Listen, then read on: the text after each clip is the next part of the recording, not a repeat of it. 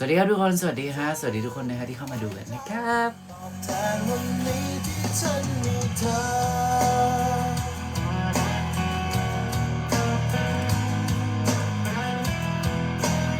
สวัสดีครับขอบคุณจริงๆที่เธอยังรักไม่เคยเปลี่ยนพี่แจ๊คสวัสดีครับและคนอย่างฉันก็คงจะขอรักเธอสวัสดีทุกคนครับสวัสดีครับเพิ่งมาเมื่อกี้เลยเพิ่งขึ้นเลยฮะเพิ่งขึ้นวันนี้เพลงเพราะนะวันนี้ก็เป็นเพลงแนวย้อนยุคนิดหน่อยนะฮัลโหลเจสวรรค์ฮัลโหล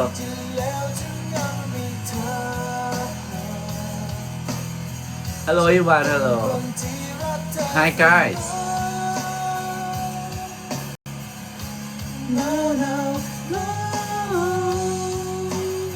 สวัสดีครับ Yeah hello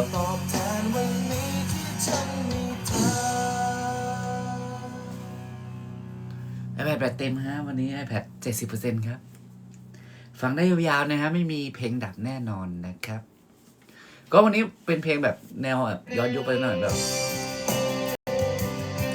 Y2K หรือว่าแบบแนว 90 สักนิดสักหน่อยแล้วกันวันนี้เพลงเพราะใช่ไหมเพลงเพราะเธอ It dinner yeah dinner already เต้นไหมคนเต้นไหมวันนี้คนเต้นไหม กินข้าวเรียบร้อยแล้วครับก็เลยมาเฝ้ารอตามคำขอหัวใจ You are lifestyle really แค่ตัวกับหัวใจและดอกไม้เก็บมาให้เธอก่อนคุณนั้นบ้านไกลสวัสดีทุกคนนะฮะสวัสดีครับสวัสดีโคตรเท่คนตลาดจริงวะ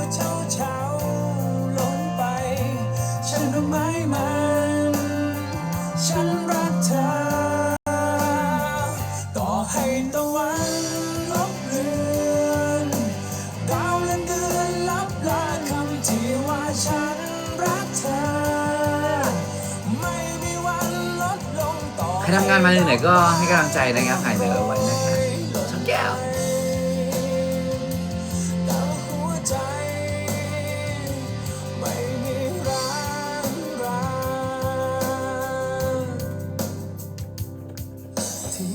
วันนี้ขึ้นไลฟ์ไฟหน่อยนะว่าจะลงไวนะพรุ่งนี้มี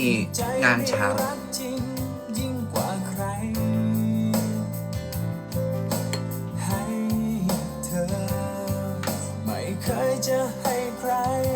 ใส่หมวกเท่ขอบคุณนะฮะอ้าวแล้วคนหายไปไหนหมดเนี่ยหรือว่าอะไรยังไงแบตไม่หมดนะวันนี้แบตไม่หมดนะเอาจริงนะคนน้อยเดี๋ยวเรามาเล่าเรื่องแบบว่าอยากฟังอะไรลองถามท็อปิกมาแล้วกันจะได้แบบมาเล่าในประเด็นที่คนอยากถามกันแล้วกันนะฮะคนเริ่มน้อยแล้วก็ตามนั้นเลยครับอยากฟังเพลงอะไรก็ลองขอมานะฮะผีเหรอผีผมมีแค่เรื่องเดียวสิเรามาคุยกันดีกว่าเอาปอสวัสดีครับสวัสดีคุณจอยนะCan be stack yeah you can นี่ที่เราจัดมาแล้วนะวันนี้คนอาจจะไม่ได้เยอะมากนะฮะก็เรียกว่าอ่านคอมเมนต์ได้เยอะมากขึ้นสวัสดีครับคิดถึงทุกคนนะฮะอยากให้พูดถึงเรื่องอะไรก็ลองสอบถามมาดูนะฮะเดี๋ยวจะมาแบบพูดคุยในท็อปิกที่ทุกคนอยากสอบถามนะ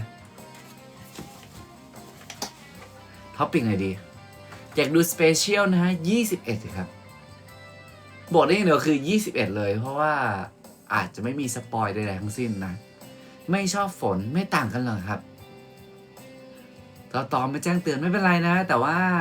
ดีใจได้มาอยู่ด้วยกันนะวันนี้ iPad แบตไม่หมดแน่นอน คิดถึงเหมือนกันนะทุกคน26จะอยู่จนจบงาน26งาน ฝากด้วยนะฮะรียูนิยนไวเป้งนะครับวันที่26นะครับใครว่างมาก็มากันนะครับมีเขาเรียกว่ามีเซอร์ไพรส์หลายอย่างมากมายเลยเราเรื่องผีผมไม่มีเรื่องผีน่าตลอดจริงเปล่ามาแล้วโอ้ขอบคุณทุกคนนะขอบคุณนะมอมอยอะไรดีมอมอยอะไรดีวันนี้มอมอยเรื่องอะไรดีเรื่องซ้ำ thank you สวัสดีครับพี่โอสวัสดีครับดีใจเจ้าแต่กะวันนี้ไปไหนมาวันนี้คือไปกินข้าวแล้วก็ไปถ่ายรีวิวเนาะกินข้าวถ่ายรีวิวเสร็จกลับมาบ้านเคลียร์ของทุกอย่างแล้วก็ออกไปทำธุระข้างนอกนิดนึงแล้วก็เพิ่งกลับมาบ้านแล้วก็ไปนั่งกินกับเพื่อนบ้านนิดหน่อยแล้วก็กลับเข้ามาไลฟ์เนี่ยวันนี้ชีวิตอย่างนี้เลย26ทำอะไรนะเพื่อนนะอ๋อ26แล้วว่ามีเซอร์ไพรส์อะไรอย่างครับเซอร์ไพรส์อะไรอย่างจริง26อยากให้ทุกคนได้ไปนะ26ไม่ได้หรอกขอเรื่องที่จำไม่เคยลืมเรื่องที่จำไม่เคยลืมเหรอแป๊บนึงนะ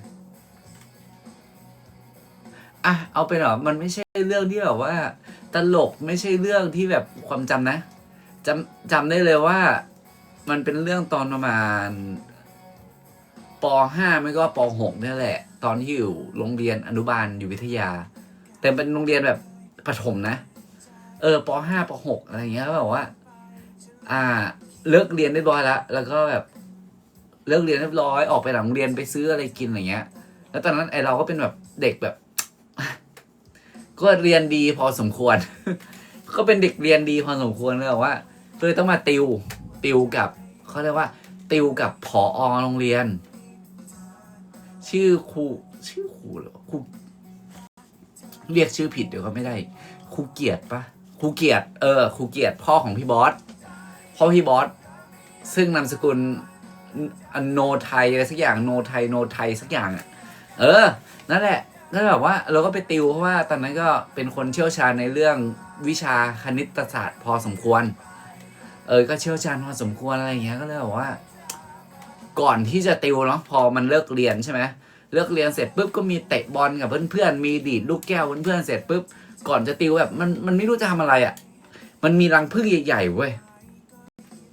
มันมีรังผึ้งใหญ่ๆที่มันก่อไว้อ่ะ หน้าห้องติวอ่ะแล้วผมกับเพื่อนอ่ะคิดอะไรก็ไม่รู้อยู่ใช้หนังยางที่มีในตัวหนังยางอ่ะดีดปึ้งใส่เงี้ยแล้วดีดกัน3-4 รอบจนแบบว่าพึ่งมันแตกรังอ่ะทุกคนพอพึ่งแตกรังแบบผมกับเพื่อนวิ่งหนีกันเลยอ่ะวิ่งหนีกันแบบว่าจริงอันนี้พูดจริงอันนี้สามารถไปย้อนดูในแบบว่าใบบันทึกประวัติแบบพวกแบบ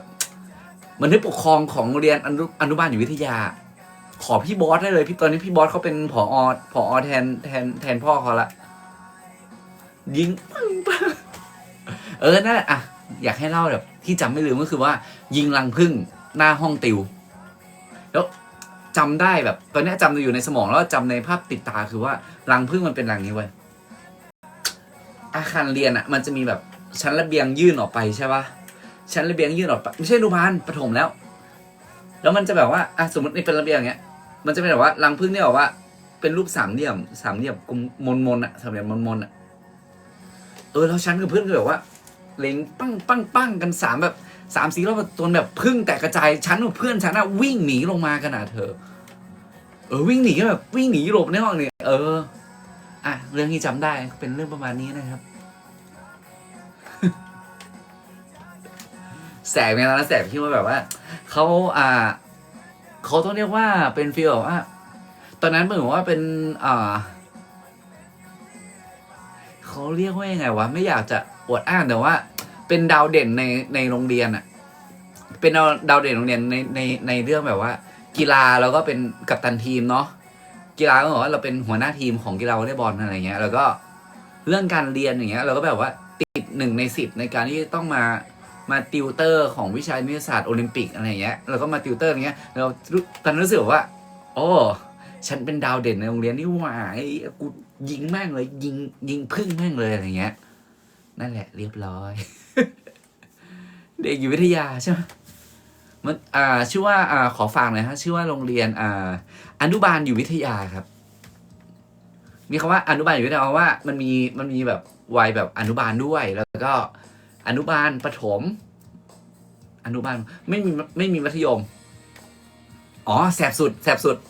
แสบสุดจริงๆเอ้ยมันตอนเด็กมันคงไม่มีดราม่าหรอกมั้งมันคือตอนเด็กเนาะมันคือตอนเด็กเนาะก็เป็นฟีลแบบว่า เราก็เป็นเด็กผู้ชายอะเนาะแล้วว่ามันมีวิชาว่ายน้ำวิชาพละวิชาว่ายน้ำอะไรเงี้ยก็แบบว่าไม่ดราม่ากันนะก็เป็นวิชาว่ายน้ำหรือว่าแบบว่า เพื่อนผู้หญิงของเราก็แบบแต่งตัวชุดว่ายน้ำอ่ะเราก็เป็นเด็กอะไรเงี้ยแล้วก็เป็นเด็กแล้วก็แต่งตัวแบบชุดว่ายน้ำผู้ชายอะไรเงี้ยเราว่าเฮ้ยหุ่นเราดีเดินแอคเลยนั่นแหละโอ้ยเด็กคือแบบแอคเลยนี่แหละกูเนี่ยนักกีฬาว่ายน้ำสมัยก่อนใครมาแข่งกูชนะหมดแหละไอ้เหี้ยมาเจอกูสักหน่อยปะล่ะอะไรเงี้ยแอคแล้วแบบเวลาวิชาว่ายน้ำก็จะมีแบบการแข่งขันเขาเรียกว่าโปโลน้ำปะที่จะมีลูกบอลที่ลอยน้ำได้ลูกบอลที่ลอยน้ำได้เรียกว่าเป็นโปโลน้ำแล้วว่ามันต้องโยนใส่ฟิวเจอร์บอร์ดมันโยนใส่คีบไอ้บอร์ดว่ายน้ำอะบอร์ดว่ายน้ำฉันเชื่อว่าทุกคนเคยเจอมันเป็นบอร์ดว่ายน้ำที่ตั้งเป็นโกสองฝั่งอะแล้วทีมชั้นแบบทีมผู้ชายไงก็ชนะอะไรเงี้ยจนสุดท้ายบอกว่าฉันต้องยอมแพ้เพราะว่าฝั่งตรงข้ามเป็นผู้หญิงนะฉันยอมโยนไม่โดนอะไรเงี้ยฉันต้องยอมแพ้ฉันนี่อะไรเงี้ยฉันต้องยอมแพ้พูดเถอะนั่นแหละฉันยอมเขา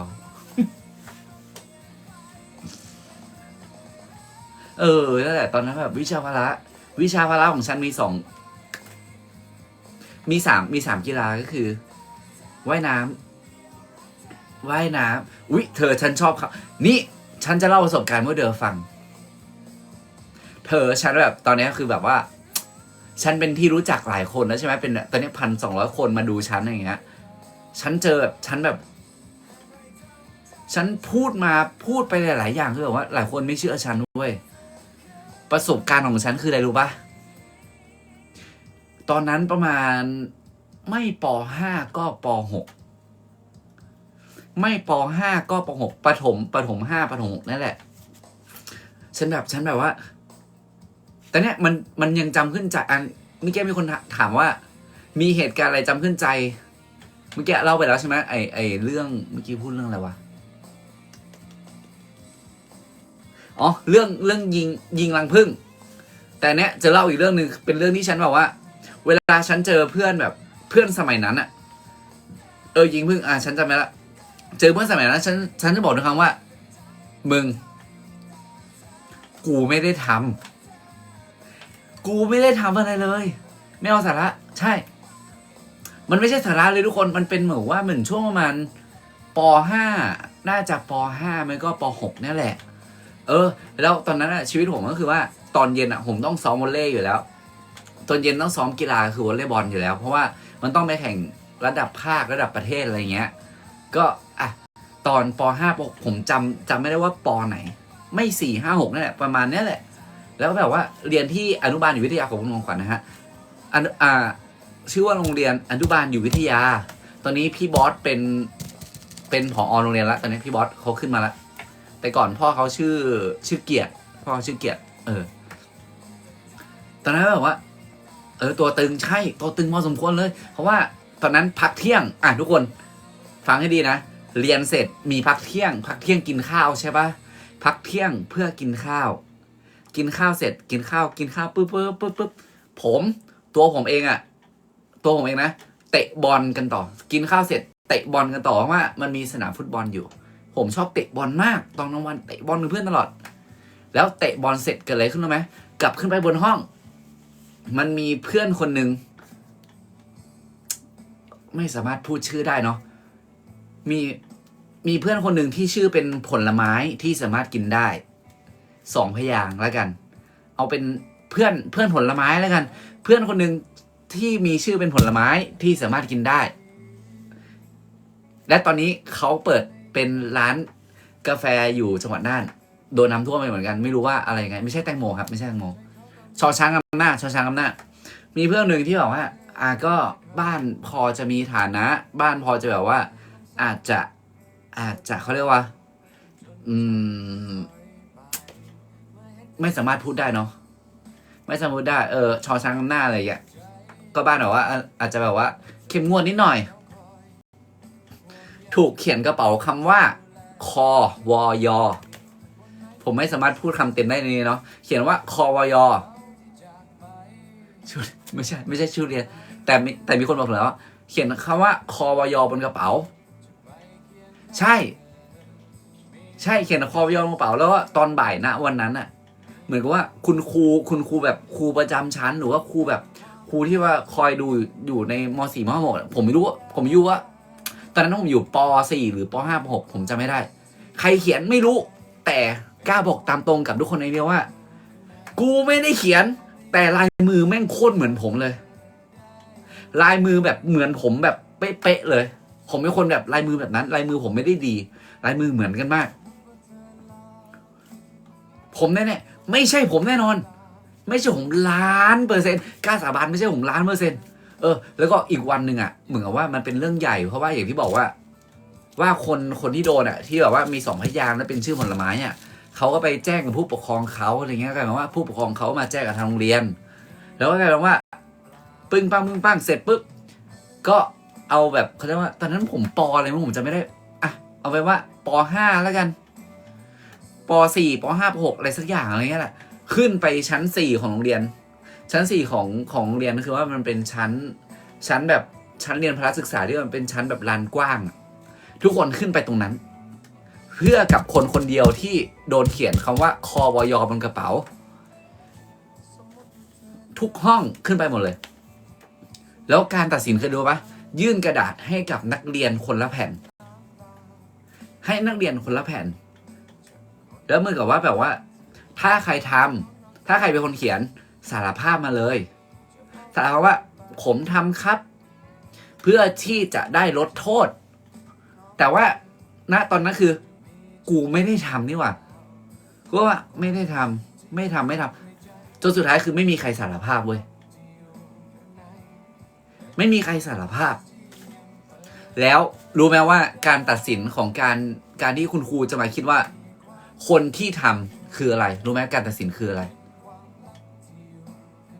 ผมลายมือไม่สวยอยู่แล้วแล้วก็ลายมือที่เขียนบนกระเป๋าของไฮโซนั้นคือมันไม่มันเป็นลายมือผมมันเป็นลายมือเหมือนผมแต่ว่ามีคนนี้ผมรู้ว่าแม่งคนนี้แน่นอนแต่ว่าผมเป็นคนลายมือแบบนั้นอยู่แล้วแต่ตอนนั้นตอนกลางวันกูไปเตะบอลกูจะไม่เขียนอะไรกูมีพยานกูมีนู่นนี่กูมีพยานแล้วคืออะไรไหมการตัดสินว่าใครเป็นคนทำคือรู้ปะทุกคนเขียนว่าไม่ได้ทำทุกคนเขียนไม่ได้ทำใช่ไหมแบบจากแบบว่า200-300 กว่าคนก็คือว่าปล่อยกรรมหมดเลยทิ้งแค่คนที่อยู่ในห้องเดียวกับชอช้างนำหน้าแล้วเป็นชื่อผลไม้คนในห้องหนึ่งประมาณ40-50 คนวิธีการคืออะไรรู้ปะวิธีการคือการจับมือของนักเรียนแต่ละคนจับมือใครมือเย็นที่สุดคนนั้นคือคนร้ายอันนี้คือสิ่งที่บอกว่าใครมือเย็นสุดคนนั้นคือคนร้ายสุดท้ายคืออะไรรู้ปะผมกลายเป็นว่าผมต้องเข้าห้องปกครองแล้วว่าผมต้องยอมรับว่าผมเป็นคนเขียนกระเป๋าเขาคือเหมือนว่าเหมือนมีความเชื่อว่าใครมือเย็นสุดก็คือว่าเป็นคนที่ตื่นเต้นที่สุดแล้วแบบว่ากลายเป็นคนร้ายจริงอันนี้คือความจริง1,000,000%ไม่ได้แต่งเรื่องผมเป็นอะไรเรื่องว่าฮะณตอนนั้นผมอาจจะแบบว่ารู้สึกแบบว่าตื่นตระหนกเพราะว่าแม่งลายมือเหมือนกูชิบหายเลยลายมือเหมือนกูชิบหายเลยกลายเป็นว่าจับมือนักเรียนทุกคนจับมือนักเรียนทุกคนแล้วกูเหรอใช่คือผมตื่นตระหนกผมเป็นคนบอกว่าแม่งเหมือนผมจริงแต่ว่ามันไม่ใช่ผมนะพอผมโดน พอผมโดนปุ๊บเข้าห้องปกครองผมปฏิเสธทุกอย่างมันไม่ใช่ผมจริงๆแต่ว่าโดนบีบคั้นด้วยว่าถ้าไม่ยอมรับจะเอาพ่อแม่มาคุยผมจำขึ้นใจเลยถ้าไม่ยอมรับจะเอาพ่อแม่มาคุยผมเถียงแบบหลังชนฝาแล้วว่าผมเตะบอลอยู่กับเพื่อนให้เพื่อนผมมาคอนเฟิร์มไหมว่าผมเตะบอลอยู่ตลอดผมจะไปทำอะไรแต่มันนั้นได้ไงแต่ว่าณสมัยตอนนั้นเมื่อประมาณ20 กว่าปีที่แล้วมันไม่มีกล้องวงจรปิดไงทุกคน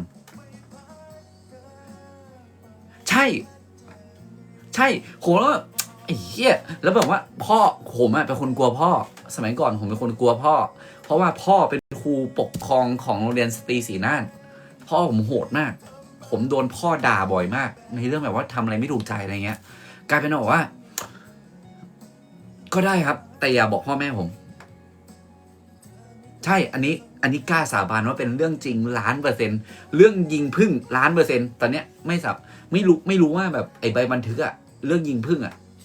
มีอยู่หรือเปล่าเพราะว่าผมเซ็นไปด้วยแต่ไอ้เรื่องเขียนกระเป๋าเพื่อนคำว่าควยอย่างเงี้ยผมไม่ได้เซ็นแต่ว่าผมแค่ขอโทษว่าผมไม่ได้ทำจริงๆแต่ว่าขอร้องอย่าบอกพ่อแม่ผมจำขึ้นใจเลยจริงเรื่องจริง1,000,000%ผมไม่เคยสมัยตอนนั้นผมอายุเท่าไหร่วะ20 ปีแล้วทุกคนครูคนนั้นอยู่ไหมผมคิดว่าเกษียณไปแล้วแหละขนาดพ่อผมเนี่ยเกษียณไปแล้วเลยตอนนี้พ่อผมเกษียณไปแล้วแต่ว่าตอนนั้นถ้าเล่าต่อเนาะแบบเล่าแบบให้มันยืดยาวเนาะก็คือว่าพอแบบโดนเข้าห้องปกครองแล้วบอกว่าตอนนี้พ่อแล้วโอ้ยพ่อผมแบบปล่อยวางไปแล้วครับก็แหละพอโดนปุ๊บอะไรเงี้ยก็บอกว่าเขาจะบอกพ่อผมบอกแม่ผมรู้ว่าถ้าพ่อรู้มาปุ๊บผมโดนแน่นอนใช่มือเย็นด้วยกับผู้ร้ายตอนนั้นผมแบบจำขึ้นใจเลยว่าเวลาไม่ว่าจะได้ทุกวันนี้ผมแบบเวลาแบบตื่นเต้นหรือว่าอะไรเงี้ยผมจะพยายามแบบเอามือไปอุ้งในกระเป๋ากางเกงให้แบบรู้สึกแบบว่าอุ่นที่สุดใช่จิตวิทยาผมรู้สึกว่าแล้วพอหลังจากออกจากห้องปกครองแล้วว่าผมยอมรับโดยที่แบบไม่ต้องบอกครอบครัวผมไม่ต้องบอกพ่อแม่อะไรเงี้ยผมยอมเพราะว่าผมไม่อยากให้ทุกอย่างมันแบบว่าไปเรื่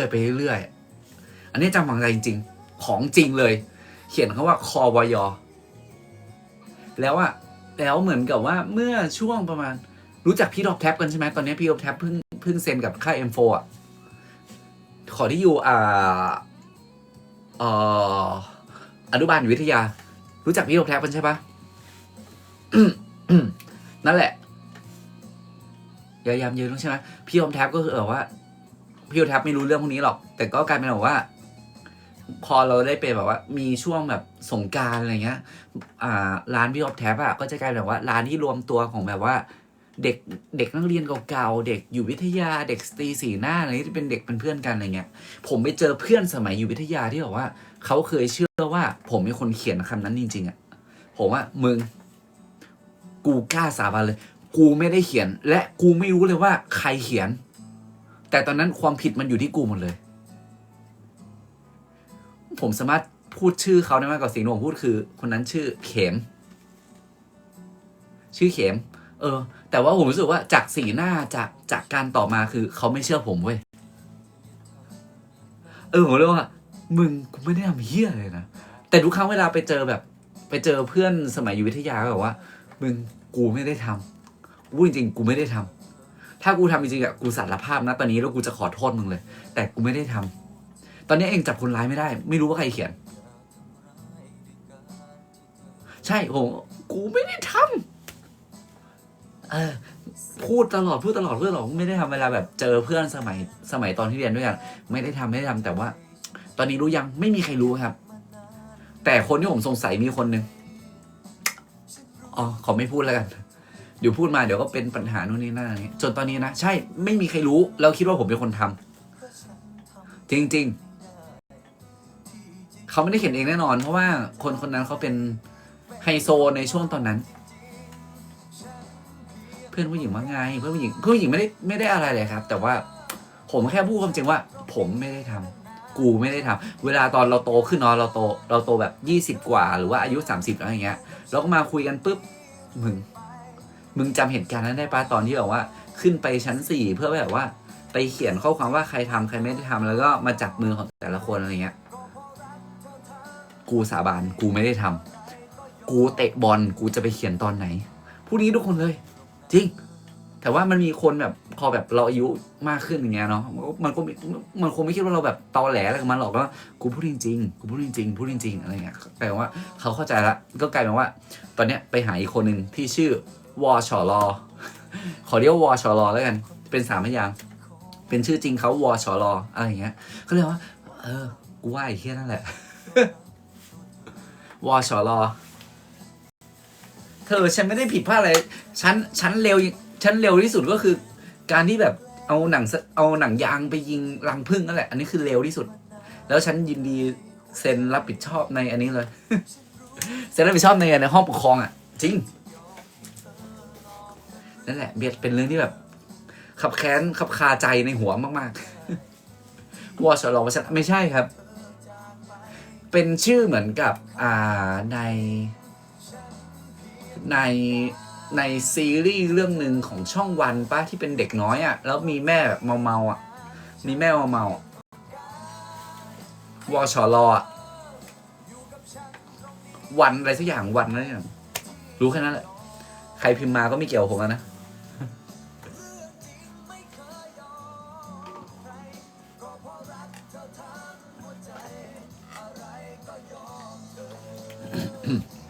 นั่นแหละคือเรื่องที่จดจำเป็นเรื่องที่ต้องยอมเพราะว่าไม่อยากให้พ่อรู้ไม่อยากให้แม่รู้ถ้าพ่อรู้มา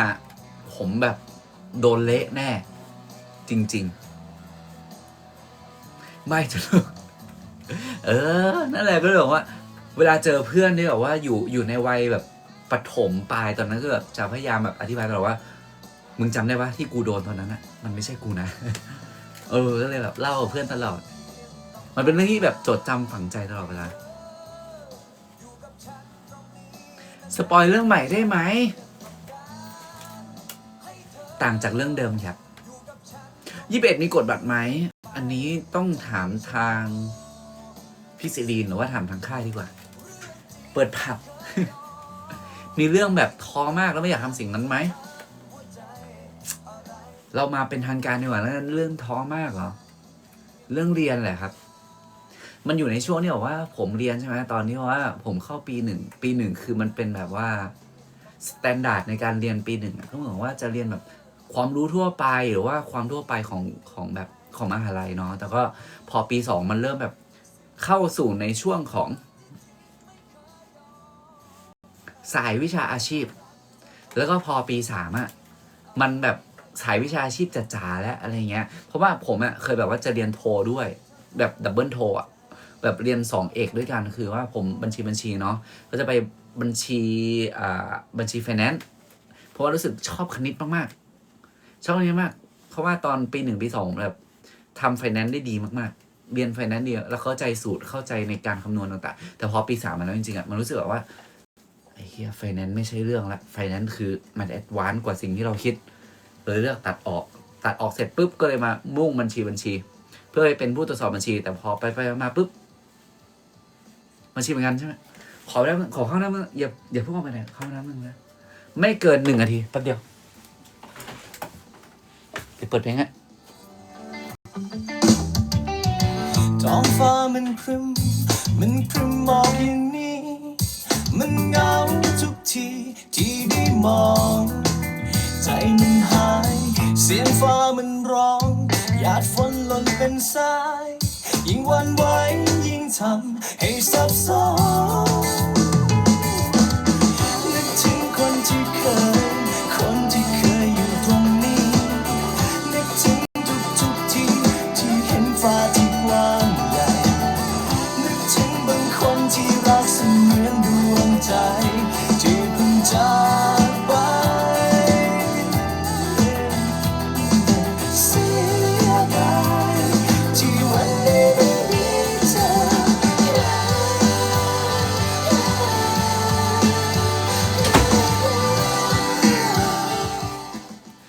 นั่นแหละอย่างที่บอก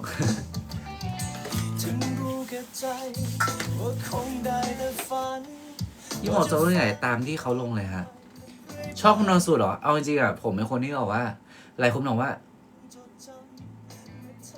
พูดไงดีวะอ่ะขออวยตัวเองแล้วกันนะเหมือนกับตอนเรียนมัธยมเนาะผมรู้สึกว่าทุกคนน่าจะเคยเจอกับประสบการณ์คือโพยข้อสอบประสบการณ์โพยข้อสอบที่แบบว่า สมัยตอนที่ผมเรียนตอนแบบม.ปลายเนาะม.4 ม.5 ม.6อะไรเงี้ยตอนที่ผมเรียนอะiPhone อะมันยังเป็นแค่ iPhone 3 iPhone 4มั้งถ้าจำไม่ผิดมันยังไม่แบบ เพราะพี่เลิฟเดี๋ยวเล่าให้ฟังก็เป็น iPhone ที่บอกว่ายังไม่ได้แบบแอดวานซ์อะไรขนาดนี้แบบว่าส่งข้อความฟรีอะไรเงี้ยตอนนั้นผมจำได้เลยว่า ตอนที่สอบก็เป็นฟิลที่บอกว่าต่างคนน่ะ ต่างแบบ รู้ว่าในห้องอ่ะ ใครเก่ง มีลิ้นชักเยอะมากคืออะไรในห้องอ่ะ ใครเก่งวิชาไหน ในห้องใครเก่งวิชานั้นวิชานี้อะไรเงี้ย แล้วตอนนั้นผมใช้มือถือยี่ห้ออะไรวะยี่ห้ออะไรสักอย่างนะใช้ต่อจากแม่ iPhone 5ยังไม่ถึงตอนนั้นยังไม่ถึง ใช้ต่อจากแม่อะไรเงี้ยแล้วว่ามันต้องไปซื้อซิมใครทันซิมไวรัสปะมีคนทำทันซิมไวรัสปะซิมไวรัสที่เป็นสีดำๆแล้วแบบว่าเป็นรูปแบบเหมือนยมทูตเป็นลูกซิมไวรัสอะแล้วมันมีโปรแบบส่งข้อความฟรี50 ข้อความอะของดีแท็อะไรสักอย่างผมจำไม่ได้อะใช่ไหมที่แบบว่าอะไรก็ส่งข้อความฟรีผมเลยบอกเพื่อนว่า ถ้ามึงอยากให้กูส่งโพยอ่ะ มึงสมัครโปรนี้ให้กู ถ้ามึงไม่สมัครกูไม่ส่ง แล้วสมัยนั้นเหมือนว่าในเรื่องมือถือมันก็ยังไม่ได้เวอร์ไวขนาดนี้บอกว่า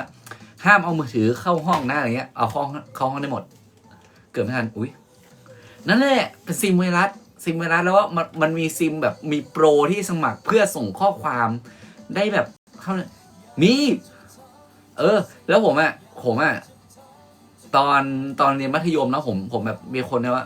ค่อนข้างที่แบบจีเนียสเรื่องแบบคณิตศาสตร์แล้วก็ผมสนิทกับครูคณิตครูที่สอนนี้มากผมสนิทมากครูอารุณีครูพัชนีอะไรเงี้ยอันนี้พูดชื่อได้เลยเพราะตอนนี้แบบเวลากลับน่านไปเจอท่านตลอดไปเจอเขาตลอดขอดีแท็กใช่แล้วบอกว่าอ่ะมึงสมัครให้กูมึงจ่ายเงินให้กูเดี๋ยวกูส่งให้ทำเสร็จปุ๊บใช่ไหมมึงก็แบบว่าจะจดใส่กระดาษเล็กๆว่าข้อ 1 กข้อ 2 คข้อ 3 งข้อ 4 กข้อ 5อะไรเงี้ยแล้วมันจะมีข้ออัดตำในก็ส่งเป็นตัวเลขอะไรอย่างเงี้ยแล้วก็จะแบบว่าก็แบบพอทำเสร็จปุ๊บเหมือนว่าเวลาทำข้อสอบมันอยู่1 ชั่วโมงใช่ไหมผมแบบ20 นาทีมันเสร็จพูดจริงแต่แบบไม่ได้ตอแหลเลย ผมโคตรเก่งคณิตเลยเพราะว่าผมมีเรียนพิเศษแบบหลังจากเลิกเรียนตลอดแล้วก็ไปเรียนแบบแอดวานซ์สมมติว่าผมม.4อย่างเงี้ยผมเรียนแอดวานซ์ถึงม.5 ม.6แล้วอะไรเงี้ยแบบตอนนั้นผมเก่งคณิตมาก ก็เรียนรู้ว่าทำอะไรเงี้ยการบ้านมาปุ๊บทำเสร็จภายในวันนั้นแล้วก็ให้เพื่อนลอกอะไรก็ว่ากันไปตอนนั้นเก่งแค่คณิตตอนนั้นผมเก่งคณิตกับฟิสิกส์เพราะว่ามีคำนวณทั้งคู่อะไรเงี้ยคณิตฟิสิกส์อะไรเงี้ยเพื่อนมันจะบอกว่าเขาเรียกว่าคอยจะสมัครข้อความให้อะไรเงี้ยเพื่อจะได้ส่งให้เพื่อนอะไรเงี้ยแต่สมัยนี้คือไม่ได้เก่งเลยนะจำอะไรไม่ได้แล้วด้วยซ้ำนั่นแหละเป็นบุญมากแล้วเคยโดนจับได้รอบนึงพี่เก่งนี่จริงเหรอเคยจับได้รอบนึงก็คือว่าวันนั้นโดนยึดมือถือทุกคนทางห้องชื่อครูมิตรไม่รู้ว่าตอนนี้มีคนที่เรียนผมอยู่หรือเปล่าตอนม.6แต่ว่าตอนนั้นผมสอบติดธรรมศาสตร์ไปแล้วแล้วว่าไม่ได้ซีเรียสอะไรเงี้ยชื่อครูมิตรมีคนอยู่วะชื่อครูมิตรที่บอกว่าเป็นฟีลบอกว่าสอบเสร็จใช่ไหมสอบเสร็จปุ๊บผมเขียนเขาเรียกว่าเขียนโพยไว้ในกระดาษครูมิตรเขียนโพยไว้ในกระดาษปึ้งไป1 ตอบอะไร2 ตอบอะไรถึง20ถึง30ผมจำไม่ได้แล้วเพราะมันนานมากแล้วชื่อครูมิตรก็ยัดใส่มืออย่างเงี้ยแล้วแบบว่าเราสอบเสร็จแล้วใช่ปะสมัยนั้นห้องเรียนผมเป็นห้องเรียนไม้เว้ยห้องเรียนไม้แล้วก็ข้างๆมันจะมีแบบว่าเป็นซี่แบบเหลี่ยมๆเงี้ยเงี้ยที่ว่าให้ลมมันผ่านให้ลมมันผ่านอะไรเงี้ยผมยัดผ่านนั้นให้เพื่อนแล้วก็ให้มึงไปกระจายต่อเองแต่คะแนนเต็มเหมือนอันนี้ผมจำตัวเลขแน่ใช่ไม่ได้คะแนนเต็มเหมือนจะ30ผมได้29ผมได้29แล้วแบบว่าเหมือนกับมันมีเพื่อนแบบประมาณ 4-5 คนที่แบบว่าตอบเหมือนผมทุกคำตอบ แล้วมันเป็นคนที่บอกว่ามันไม่ควรจะมาได้28-29เท่ากันทุกคนจนคุณพี่บอกว่าขอทำเขาเรียกว่าขอทำคำถามใหม่แล้วก็สอบแยกคือว่าให้ผมแยกมาคนเดียวแล้วทุกคนสอบพร้อมกันโดยที่แบบไม่มีผมจำได้เลยอันนี้ขึ้นใจจริงๆกับครูมิตรไม่มีใครเฉลยครูมิตรบอกว่าคะแนนที่รู้มาทั้งหมดคือทิ้งไปให้หมดสอบใหม่ทุกคนแล้วโอ๊ต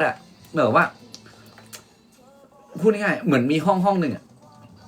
ห้องหนึ่งแต่ว่าผมต้องไปทำข้อสอบข้างนอกแล้วอาจารย์จะคอยดูอยู่ก็กลายเป็นว่าหน้าที่มึงนะไม่เกี่ยวกับกูนะกูได้เท่าไหร่ก็แล้วแต่มึงนะอะไรเงี้ยนั่นแหละเอาจริงอันเนี้ยผมโม้ก็ได้นะแต่วันไหนผมกลับหน้าครูมิตรผมอาจจะหายากแต่ครูที่ผมหาง่ายสุดคือครูนีครูอารุณี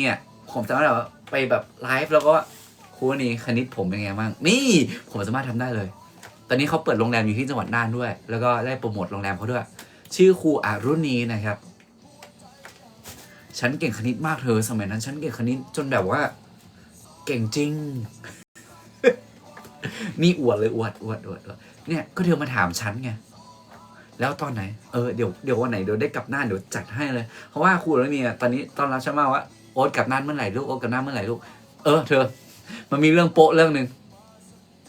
ล่าสุดสงกรานต์ที่ผ่านมาของปีนี้แหละฉันต้องกลับไปหาบ้านเนาะไปแบบไปอยู่ที่บ้านนะไปกินแบบไปเฮฮาที่บ้านฉันน้องบ้านฉันอะไรเงี้ยแล้วก็ขากลับก็ฉันขับรถไปฉันเลยขากลับเพราะว่าแวะหาครูนีแล้วกันครูนีชื่อครูอรุณีก็เลยแวะหาครูนี้เป็นครูสอนคณิตอะไรเงี้ยแวะหาครูนึงนั่นอะไรเงี้ยแต่ก่อนที่ฉันจะแวะไปหานางคือรู้ป่ะก่อนจะถึงโรงแรมนางมันมีเขาเรียกว่าอเมซอนเป็นอเมซอนใหญ่เหมือนกันนะว่าต้องซื้ออะไรแบบไปฝากอะไรครูนีสักหน่อยว่ะอะไรเงี้ยผมก็แวะไปซื้อฝากของนู่นของนี่ของนั่นก็ซื้อไปเป็นแบบถุงใหญ่คุณนี้ครับสวัสดีครับนี่ครับมาฝากครับสุขสันต์วันวาเลนไทน์นะคะช่วยวันสงกรานต์นะพูดอะไรกูเนี่ยวันวาเลนไทน์วันสงช่วยวันวาเลนไทน์วันสงกรานต์นะครับใช่คนนี้วันวาเลนไทน์นะครับแล้วกูว่าโอ้ยขอบคุณนะลูกอะไรเงี้ยเดี๋ยวครูเลี้ยงกาแฟสรุปคืออะไรปะครูพากูกลับไปที่ร้านอเมซอนที่เดิม เลี้ยงกาแฟเลี้ยงขนมนู่นนี่นั่นมันยอดเกินกว่าสิ่งที่ผมซื้อให้ครูอีกนะครับร้านเดิมเลยเป๊ะเลยไม่เธอถ้าเธอว่าฉันแบบว่าแต่งเรื่องไหมเดี๋ยวฉันจะบอกโรงแรมของครูนี่ให้ฟังว่าโรงแรมเป็นตรงไหนแล้วก็มันใกล้จริงๆมันคืออเมซอนที่ว่าเป็นอเมซอนที่ใหญ่เลยฉันบอกว่าขอบคุณครับเพราะครูแบบครูจะเลี้ยงไงเข้าใจไหมชื่อครูอรุณีแต่จำนามสกุลไม่ได้แล้วฉันจะมีสิทธิพิเศษคือการบอกว่าเวลาสอบเสร็จใช่ปะผมไม่รู้นะว่าใครเคยเจอไหมนะเวลาสอบเสร็จหรือว่าเวลาแบบกลางภาคหรือปลายภาคเสร็จอะไรเงี้ยมันก็จะเป็นแบบข้อสอบแบบกากบาทอะไรอย่างงี้ใช่ไหมแล้วว่ามันก็จะมีแบบการเฉลยคำตอบว่าอะไรเงี้ยแล้วก็ไปจ่องว่าทุง1 2 3 4 5 6 7 8 9 10อะไรเงี้ยผมจะเป็นไม่รู้ว่าคนเดียวหรือเปล่าอาจจะเป็นแบบว่า1 ใน 1,000ที่บอกว่าครูจะคอยบอกสอนสีน่านใช่ครับครูจะคอยบอกว่าโอ๊ตมาช่วยแบบมาช่วยเขาเรียกว่ามันเรียกว่ามาช่วยคิดคะแนนให้หน่อยฟิลมาเนี้ยมาช่วยตรวจข้อสอบให้หน่อยอะไรเงี้ยแล้วผมจะเป็นคนแบบว่ามาคอยช่วยตอบอะไรเงี้ยเวลาผมช่วยตอบอย่างเงี้ยบอกว่าเวลาแบบรู้สึกคะแนนตัวเองคือแบบว่าสมมติคะแนนเต็ม40อย่างเงี้ยผมได้38ผมว่าไอ้2 ข้อที่ผิดมาผมจะถามครูเลยว่าผมผิดอะไรครูแล้วทำไมผมผิดอะไรเงี้ยมันจะฟีลผมผิดได้ไงครูคิดผิดหรือเปล่านู่นนี่อะไรเงี้ยมันจะเป็นฟีลมันนี้ก็จะมีแบบครูอารณีครูพัชนี แล้วก็ครูมิตร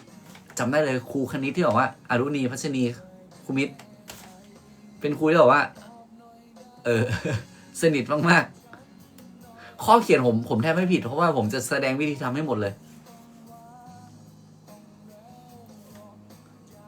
วิชาไหนที่ไม่ชอบชีวะครับชีวะไม่ชอบผมเป็นคนที่แบบว่าผมจะไม่ค่อยเข้าใจในสิ่งที่เราต้องจำหรือว่าไม่ค่อยเข้าใจในสิ่งที่ว่าเราต้องทำความเข้าใจ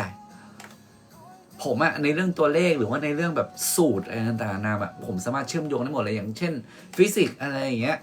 กฎของนิวตันหรือว่าไปกฎแรงโน้มถ่วงหรือว่าไปแบบอะไรที่แอดวานซ์ขึ้นมาอย่างเงี้ยผมสามารถอะแดปได้หมดเลยแต่ชีวะผมแบบพักผมไม่เข้าใจในเรื่องแบบความเชื่อมโยงกันอะความเชื่อมโยงในเรื่องแบบพันธุกรรมความเชื่อมโยงในเรื่องแบบข้อมูลอะแต่ผมอะจะเชื่อมโยงได้อย่างเดียวคือว่าเชื่อมโยงในเรื่องแบบเลขาคณิตต่างๆอย่างเช่นดิฟหรือว่าอย่างเช่นการแบบว่าการถอดสูตรการดึงสูตรตรงนี้มาใช้ตรงนั้นตรงนี้ตอนนั้นผมแบบจีเนียสเลยแต่อันนี้คือไม่ได้แล้ว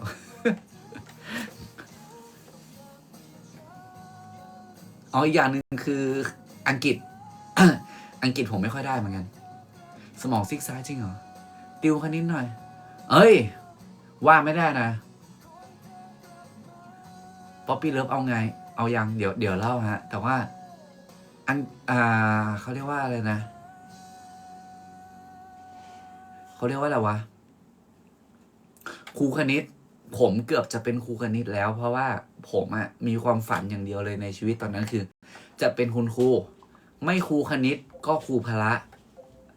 แล้วอย่างที่ผมเล่าไปเมื่อไลฟ์เมื่อ 3-4 วันก่อนที่ผมว่ามหาลัยแรกที่ผมสอบได้คือลาดกระบังแล้วเป็นโครงการเรียนดีสอบเข้าคณะวิทยาศาสตร์คณิตศาสตร์อะไรเงี้ยก็เป็นเข้าโครงการเรียนดีตรงนั้นเลยแล้วก็เอ้ยเนี่ยแหละช่องทางกันเป็นครูคณิตของผมละผมโคตรชอบเป็นครูเลยว่าผมแบบอยากเป็นครูมากๆตอนนั้นนะอยากเป็นครูมากๆแต่ว่าดันได้มาสอบเป็นบัญชีธรรมศาสตร์อะไรเงี้ยก็บอกว่าก็เป็นจุดที่เลือกเลยว่าข้าเป็นครูไม่ดุครับไม่ดุจริงๆไม่ดุจริงๆเพราะว่าผมเคยเล่าแล้วว่าที่ผมอยากเป็นครูเพราะอะไรเพราะว่าพ่อผมเป็นครูที่แบบว่าดุมากๆดุแบบเนียบเข้มอะไรเงี้ยแล้วรู้สึกว่าอยากเป็นครูเหมือนกันแต่ว่าเป็นครูที่ไม่ดุมากแต่ว่าจะเข้มเหมือนกันแต่คือเข้าใจในวัยเรียนอะเหมือน Gen X Gen Y Gen C อะไรเงี้ยที่บอกว่ามันอาจจะต่างในเรื่องแบบเจนอายุกันแต่ว่าเราเข้าใจมากขึ้นได้แก่ C บ่อยไหมไม่บ่อยครับเอาจริงไหมถ้าให้พูดเนาะขอพูดแล้วกันพูดครั้งเดียวจบเลยแล้วไม่พูดแล้วคือว่าที่แรกที่ผมสอบติดก็คือว่าโครงการเรียนดีของลาดกระบังผมสอบติดวิทยาศาสตร์คณิตศาสตร์เพียวก็คือว่าคณะวิทยาศาสตร์สาขาคณิตศาสตร์เพียวคือว่าเรียนทั้งหมดของคณิตศาสตร์ที่2ที่สอบติดเลยก็คือบัญชีธรรมศาสตร์บัญชีธรรมศาสตร์คณิตศาสตร์และก็บัญชีธรรมศาสตร์สาขาบัญชีเอกบัญชีของธรรมศาสตร์ที่3ที่สอบติดเลยก็คือคณะคณิตศาสตร์ไม่ใช่คณะวิทยาศาสตร์สาขาคณิตศาสตร์สถิติของมช.ใช่ตอนนั้นแบบมันมี3สิ่งให้เลือกเว้ยลาดกระบังก็วิทย์คณิตธรรมศาสตร์ก็บัญชีมช.ก็เป็นวิทย์คณิตสถิติเพราะตอนนั้นผมโคตรชอบคณิตเลยโคตรชอบคณิตผมเรื่องตอนแรกไม่ไปลาดกระบังก็มช.แน่นอนแต่ว่าโดนปลูกฝังมาว่าบัญชีธรรมศาสตร์จนบอกว่าเอาก็ได้วะแต่ว่าอันที่3ที่บอกว่าผมไปได้โควต้ามช.เนาะโควต้ามช.ก็คือวิทย์คณิตสถิติมันเกิดจากการที่ทางโรงเรียนเขาแบบว่าสอบเอาโควต้าให้หน่อยเพื่อที่จะได้เป็นโควต้าไปต่อสู้กับโรงเรียนที่แข่งขันนั้นอยู่อะไรเงี้ยตอนแรกไม่ได้เอาอะไรเลยนะเพราะว่าผมจำไม่ได้ว่าตอนนั้นมันมีปัญหาเรื่องอะไรวะโอเน็ตอะไรสักอย่างโอเน็ตอะไรสักอย่างที่บอกว่ามันต้องสอบใหม่สำหรับข้อสอบชุดนี้ แล้วไม่ได้อ่านอะไรเลย ไม่ได้อ่านเลยว่าเอาตามที่ความรู้ที่เรามีอะไรเงี้ยตอนนั้นเหมือนสอบฟิสิกส์ใหม่แพท5 แกะแพทอะไรสักอย่างนี่มันต้องสอบใหม่ผมจำไม่ได้แล้วไปสอบแบบก็บอกว่าตอนนั้นผมมีสองมหาลัยใช่ไหมก็คือว่าลาดกระบังก็เป็นวิทย์คณิตแล้วก็บัญชีธรรมศาสตร์ใช่ไหมอีกอันนึงคือโควต้ามชคือทางโรงเรียนเขาอยากให้สอบเพื่อจะเป็นโควต้าแบบว่าไปแบบว่าสอบติดโควต้าของมชธรรมของมหาวิทยาลัยเชียงใหม่นะอะไรเงี้ยจะได้เป็นแบบว่าเป็นพอร์ตให้กับโรงเรียนอะไรเงี้ยแพท5ป่ะแพท5ใช่ไหมที่เป็นฟิสิกส์ผมจะไม่ได้ตอนนั้นเหมือนแพท5มีปัญหาทำไมเลือกธรรมศาสตร์ใช่ไหมครับเป็นคำถามที่ดีครับยังไม่เข้าถึงป๊อปปี้เลิฟนะแพท5นั่นแหละผมต้องมาสอบใหม่ที่แบบว่าผมบอกทางพ่อแม่ญาติพี่น้องทุกคนว่าขอไม่อ่านแล้วนะเพราะว่าสุดท้ายได้ไม่ได้ก็แล้วแต่ละกันอะไรเงี้ยแต่สุดท้ายคือเดี๋ยวเลือกบัญชีธรรมศาสตร์เอาละกันอะไรเงี้ยแต่ดันสอบปุ๊บก็ตามแบบตามที่เรามีความรู้เราไม่ได้อ่านเพิ่มเราก็ดันสอบได้อะไรเงี้ยถามว่าทำไมถึงเลือกบัญชีธรรมศาสตร์ใช่ปะเพราะพี่เลิฟมีเยอะที่เลือกบัญชีธรรมศาสตร์เพราะว่าย้อนไปเมื่อ4 ปีที่แล้วก่อนที่จะสอบบัญชีธรรมศาสตร์4 ปีที่แล้วพี่สาวของผมชื่อพี่ออนนภศรสารัตนะผมมีพี่2 คนชื่อพี่เอ็มกับพี่ออนเป็นฝาแฝดชายหญิงนั่นแหละพี่เอ็มได้ที่มชเป็นคณะวิทยาศาสตร์สาขาคณิตศาสตร์ก็คือเป็นครูคณิตตอนนี้เป็นครูคณิตอยู่แล้วก็พี่ออนเป็นคนที่เรียนเก่งมากพี่ออนเรียนเก่งมากเรียนเก่งแบบว่าเลิกเรียนมาทุกทีก็คือว่าใช้ชีวิตปกติแล้วก็ช่วงค่ำๆก็จะคอยอ่านหนังสือตลอดพี่ออนเลยมีห้องนอนส่วนตัวที่พ่อแม่จัดให้พี่ออนเรียนเก่งมากแล้วพี่ออนแบบว่าไปสอบสมาร์ทวันไม่รู้ว่าใครทันสมาร์ทวันไหมเข้าใจคำว่าสมาร์ทวันไหมพี่ออนผมตอนนี้ห่างจากผม4 ปีก็คือพี่ออน34มีใครทำสมาร์ทวันไหมถ้าใครทันสมาร์ทวันแล้วว่าต้องรู้ว่าสมาร์ทวันคืออะไรแฝดธรรมชาติครับชายหญิงแฝดธรรมชาติแล้วผมเป็นเหมือนว่าเป็นลูกหลงออกมาไม่มีใครเรียนโทเลยครับในครอบครัวผมหมายถึงว่าในครอบครัวเชื้อผมนะสมาร์ทวันรู้จักใช่ไหมสมาร์ทวันตอนนั้นแบบว่าเหมือนกับว่าเป็นการสอบเข้าธรรมศาสตร์โดยแบบว่าสอบโดยตรงแล้วไปแข่งกับคนแบบ1,000 กว่าคนเพื่อแบบว่าจะได้แบบ5-6 คนพี่ออนแต่งงานแล้วครับหมอออนมชใช่รู้จักได้ไงไม่ที่อยากจะเล่ากับพี่ออนก็คือว่าไม่ได้จะมาเล่าแบบดิสเครดิตหรือไม่ได้มาเล่าเรื่องนี้ไม่ดีนะเพราะว่าที่จะมาแบบมาเชื่อมต่อกับว่าทำไมผมถึงเลือกบัญชีธรรมศาสตร์ใช่ปะก็คือว่าพี่ออนตอนช่วงม.5 ไปเขาเรียกว่าเหรอ AFS โครงการ AFS โครงการแลกเปลี่ยนไปเรียนต่างชาติปี 6เลยเพิ่งเข้ามาจริงเหรอรู้จักหมอออนด้วยเหรอพี่สาวแท้ผมเลย AFS ใช่ไหมผมไม่รู้ว่าเรียกว่าอะไรตอนนั้นเหมือนพี่สาวผมแบบประมาณม.4 ม.5 เด็กแลกเปลี่ยนใช่ก็ไปแลกเปลี่ยนที่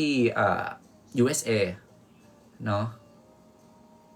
USA แล้วก็กลับมาเหมือนว่าไปแลกเปลี่ยนปีนึงไปเรียนที่นู่นปีนึงแล้วก็กลับมาแล้วก็ใช้เทียบวุฒิก็แบบว่าก็สามารถเรียนทันเพื่อนได้อะไรเงี้ยพอม.6 พี่ออนไปสอบสมาร์ทวันเพราะตอนแรกพี่ออนเข้าใจในบริบทเดียวกันพี่ออนคือพี่สาวแท้ๆผมนะพี่ออนคือพี่สาวแท้ของผมแล้วมีฝาแฝดชื่อพี่เอ็มออนเอ็มออนอย่างเงี้ยพี่เอ็มจะเป็นพี่ออนเป็นน้องในเรื่องแบบความเชื่อของเขาแล้วกันแต่เขาเป็นฝาแฝดพี่ออนก็คือว่าตอนแรกเขาไปสอบสมาร์ทวันแล้วเขาสอบติดของบัญชีธรรมศาสตร์พี่ออนตั้งใจที่จะไปเรียนที่นั่นเลยบัญชีธรรมศาสตร์แน่นอน100%แต่สิ่งที่เกิดขึ้นคืออะไรคล้ายๆผมเลยทางโรงเรียนโรงเรียนต้องสังกัดตอนมัธยมเขาแจ้งมาว่าออนสอบโควต้าแพทย์มชให้หน่อยสอบติดไม่ติดไม่เป็นไรขอแค่ให้ทางโรงเรียนมีผลงานหรือว่าอะไรเงี้ยบอกว่าให้รู้สึกแบบว่าโรงเรียนมีเด็กเก่งๆอยู่ในโรงเรียนนะอะไรอย่างเงี้ย ตอนแรกพี่ผมก็บอกว่า ไม่เอาไม่เป็นไรไม่เอาไม่เป็นไรอะไรเงี้ย แล้วสอบโดยที่แบบว่า ยังไม่มีลูกครับยังไม่มีลูก สอบโดยที่แบบว่า ไม่ได้อ่านไม่ได้ ไม่ได้เตรียมตัวแล้วกัน สอบโดยที่ไม่ได้เตรียมตัวอะไรเงี้ย แต่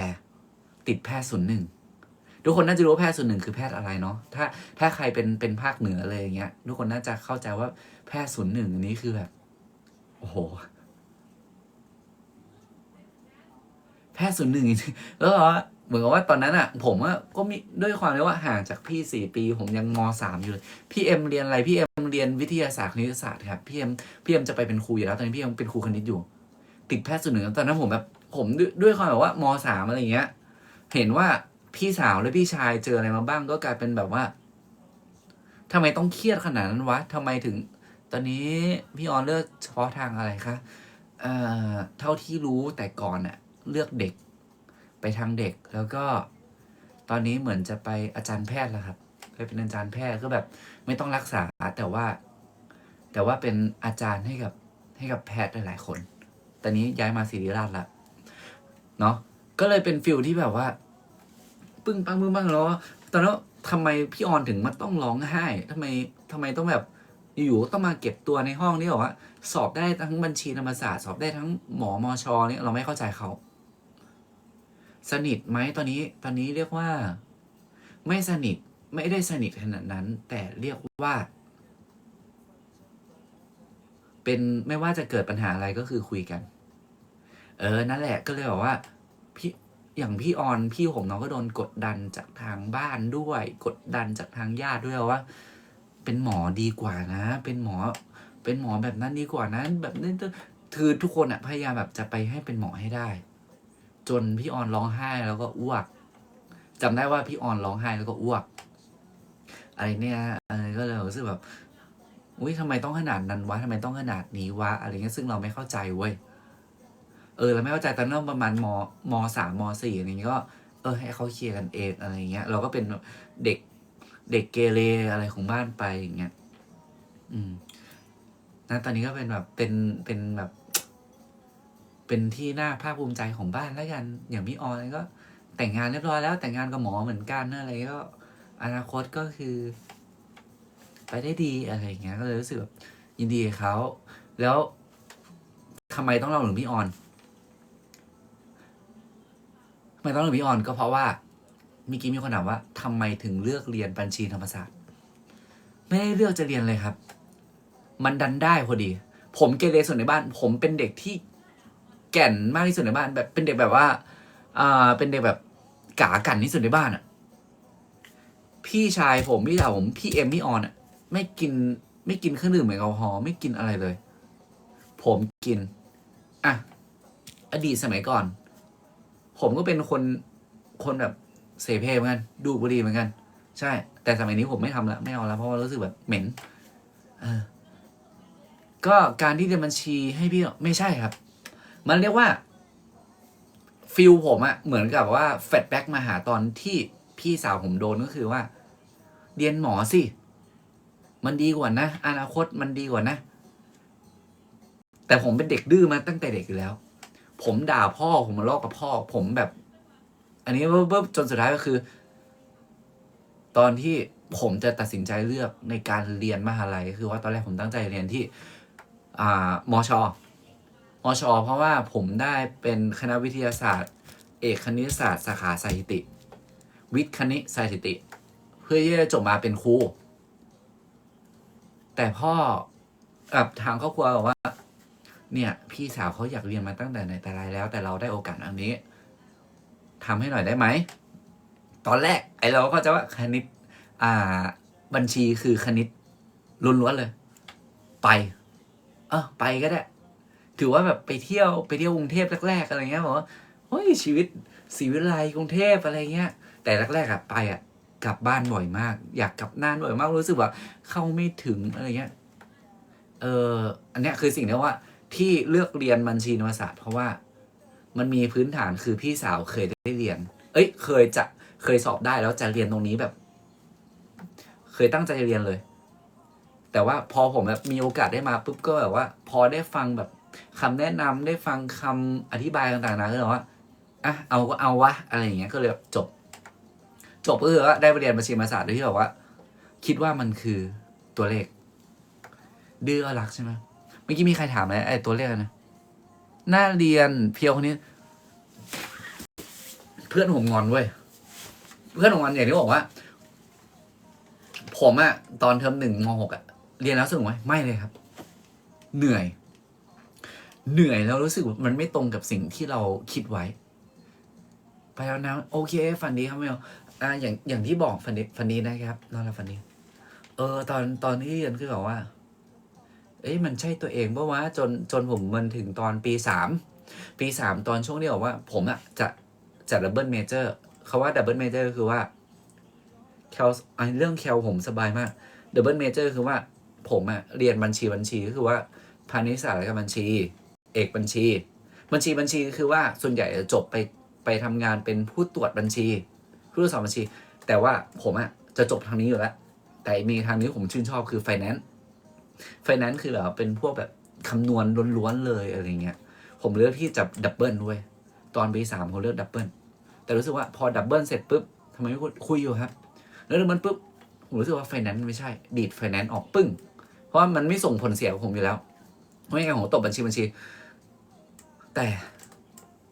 ปี 3 เทอม 2ผมรู้สึกแบบท้อตัวเองคือแม่งใช่สิ่งที่มันสามารถสร้างอนาคตได้ปะวะก็เลยรู้สึกแบบจะดรอปอะผมจะดรอปจริงๆแล้วผมจะแบบว่าจะซิ่วจริงๆจะซิ่วไปเป็นครูตามที่ต้องการอะไรเงี้ยผมโคตรชอบคณิตเลยใช่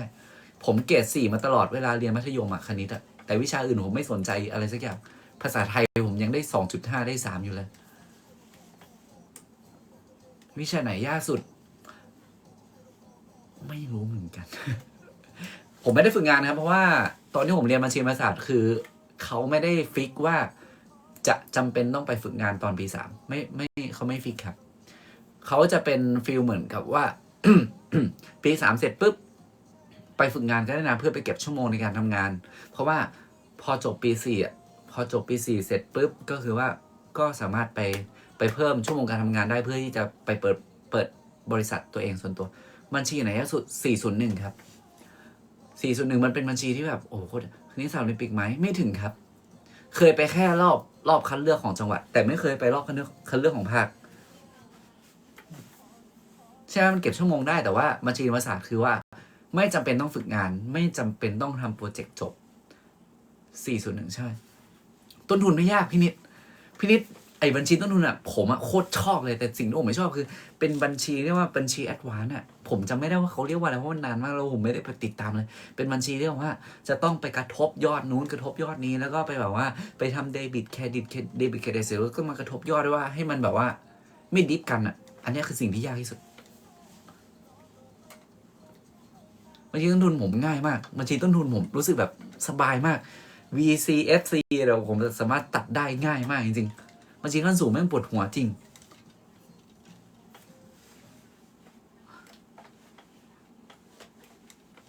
กระแสเงินสดผมว่าไม่ยากเท่ากับงบดุลยากจริงขอจอคิดทำไมฮะเครียดไหมเครียดครับเครียดแต่ว่าตอนนั้นก็เล่นกีฬาไปด้วยเลยบางทีแบบตอนเราเครียดจริงๆพอไปเล่นกีฬามันจะลืมความคิดอะไรงบดุลพื้นฐานใช่ครับแต่ว่ามันไม่ดุลไงประเด็นอ่ะมันเป็นเรื่องเครียดว่าอาจจะดิฟแค่แบบว่า0.5อะไรเงี้ยเราก็ต้องไปย้อนหาต้นน้ำอีกทีนึงว่ากูพลาดอะไรไปวะเนี่ยน้ำนี้ใช่งบดุลไม่ยากครับแต่ว่าใครที่ดุลน่ะก็คือโอเคคุณจีนเนี่ยจริงๆแต่ใครที่ว่างบไปดุลโอเคนั่นแหละมึงคือบัญชีจริงดิฟมาเลยใช่ไหมมันต้องไปหาตัวเลขนะจริงๆก็เลยว่าเนี่ยจุดเริ่มต้นของการเรียนบัญชีของผมคือว่าพี่สาวผมเคยสอบติดแต่ว่าดันไปเรียนแพทย์แล้วพอผมได้โอกาสได้มาปุ๊บก็เลยว่าโอเคเรียนให้แล้วกันอะไรเงี้ยแต่ก็ดีนะที่ผมเรียนค่าเสื่อมใช่ไหมค่าเสื่อมมันเป็นตัวปัญหาเพราะว่าค่าเสื่อมบางทีแบบคิดค่าเสื่อมไม่เหมือนกันนะเว้ยไม่ว่าจะเป็นเครื่องจักรแมชชีนหรือว่าจะเป็นพวกแบบค่าเสื่อมเรื่อง เรื่องแบบแลนด์เรื่องสถานที่หรือว่าเป็นอะไรต่างๆนานาคือมันคิดต่างกันด้วยแต่อันเนี้ยคือแบบอาจจะลืมไปบ้างละค่าเสื่อมง่ายจริงเหรอพี่วิก็พี่ทำตลอดแล้วตอนนี้ผมหายไปนานแล้วอ่ะผมหายไปนานจริงๆดวงจะได้เด็กมองเนี่ยจบมาไอตอนที่ผมเรียนภาษีผมรู้สึกว่าผมเข้าใจง่ายกว่าค่าเสื่อมผมเข้าใจง่ายมากกว่าในเรื่องแบบว่าการลงบัญชีอ่ะผมรู้สึกค่าเสื่อมเข้าใจง่ายผมรู้สึกการบัญชีบัญชีเข้าใจง่ายขั้นสูงยากไหมยากครับ ยากตอนเรียนนะแต่อันนี้คือจำอะไรไม่ได้แล้วสอบถามอะไรมาผมจำไม่ได้แล้วเขาเรียกว่าอะไรนะเดบิตเครดิตอ่ะการแบบว่าที่แบบขึ้นโจทย์มาแบบ1 หน้ากระดาษอะไรเงี้ยแล้วต้องโยนแต่ละโจทย์มาเป็นแบบเดบิตเครดิตแล้วทุกอย่างคือยอดมันต้องแบบว่ากระทบกันให้ได้แบบว่าไม่มีการดิฟกันอันนี้คือเป็นสิ่งที่ว่ายากเหมือนกันเพราะว่ามีค่าเสื่อมบ้างมีซื้อมาตรงนี้มีขายไปตรงนั้นมีปึ๊บปั๊บมีภาษีอะไรเงี้ยคือแบบตอนนั้นคือเข้าใจได้แต่นี้เข้าใจไม่ได้ ลืมหมดแล้วเพราะไม่ได้ใช้งานทำงานได้หมดจริงหรอใช้โปรแกรมแล้วแต่นี้บัญชีใช้โปรแกรมอะไรผมจำชื่อไม่ได้แล้วมันมีโปรแกรมของมันอยู่อะ5 หมวดแต่ก่อนท่องได้แต่นี้จำไม่ได้ลองเกิดมาให้สัก2 หมวดได้ไหมจบบัญชีไม่ได้ใช้จริงๆขอบคุณทุกคนนะครับ GMMTV ไม่รู้เลยฮะรู้จักแค่พี่มดดำอะได้ปะอ๋อสินทรัพย์เฮียไม่ถึงนะ5 หมวด asset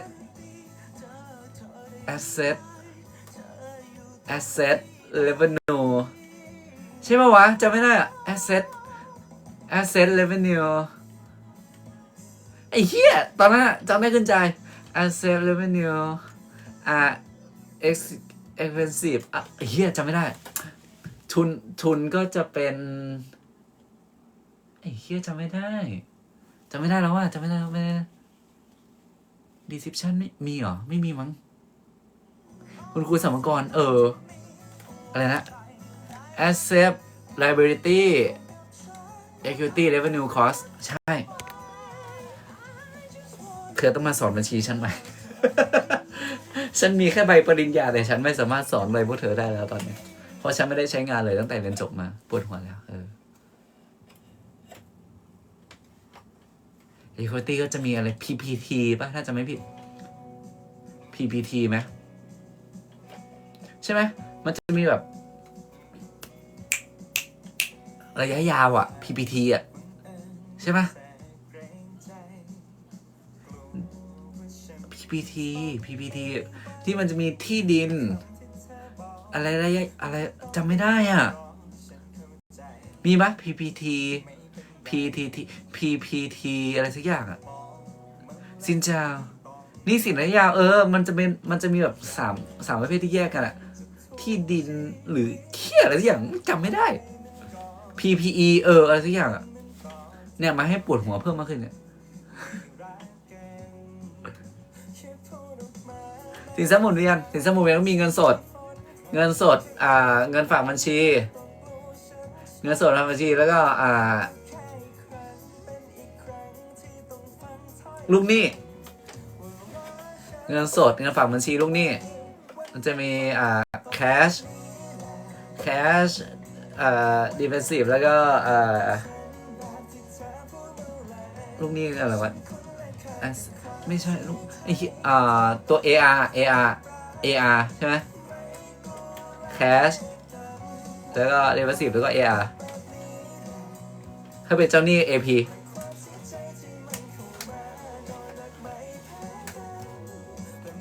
มาทำให้เครียดทำไมวะเนี่ย ใช่ไหมผมถูกใช่ไหม receivable ใช่ account receivable กับ account payable account receivable คือลูกหนี้แล้วก็ account payable คือเจ้าหนี้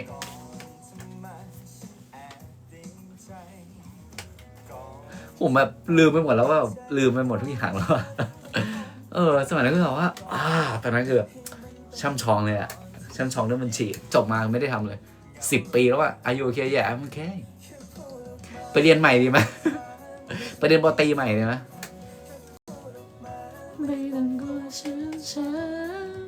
เจอพี่ออนบ่อยไหมไม่ค่อยได้เจอครับเพราะว่าพี่ออนก็ทำงานเนาะผมก็ทำงาน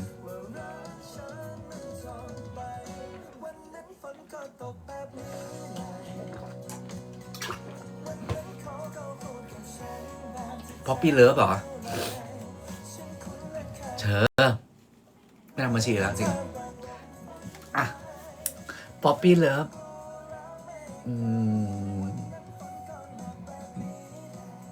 เอาแบบว่าป๊อปปี้เลิฟคือแบบรักครั้งแรกเลยหรือว่า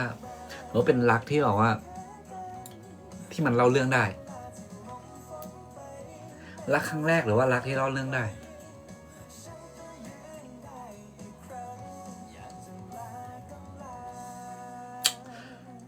รักครั้งแรกเลยกูรักใครวะ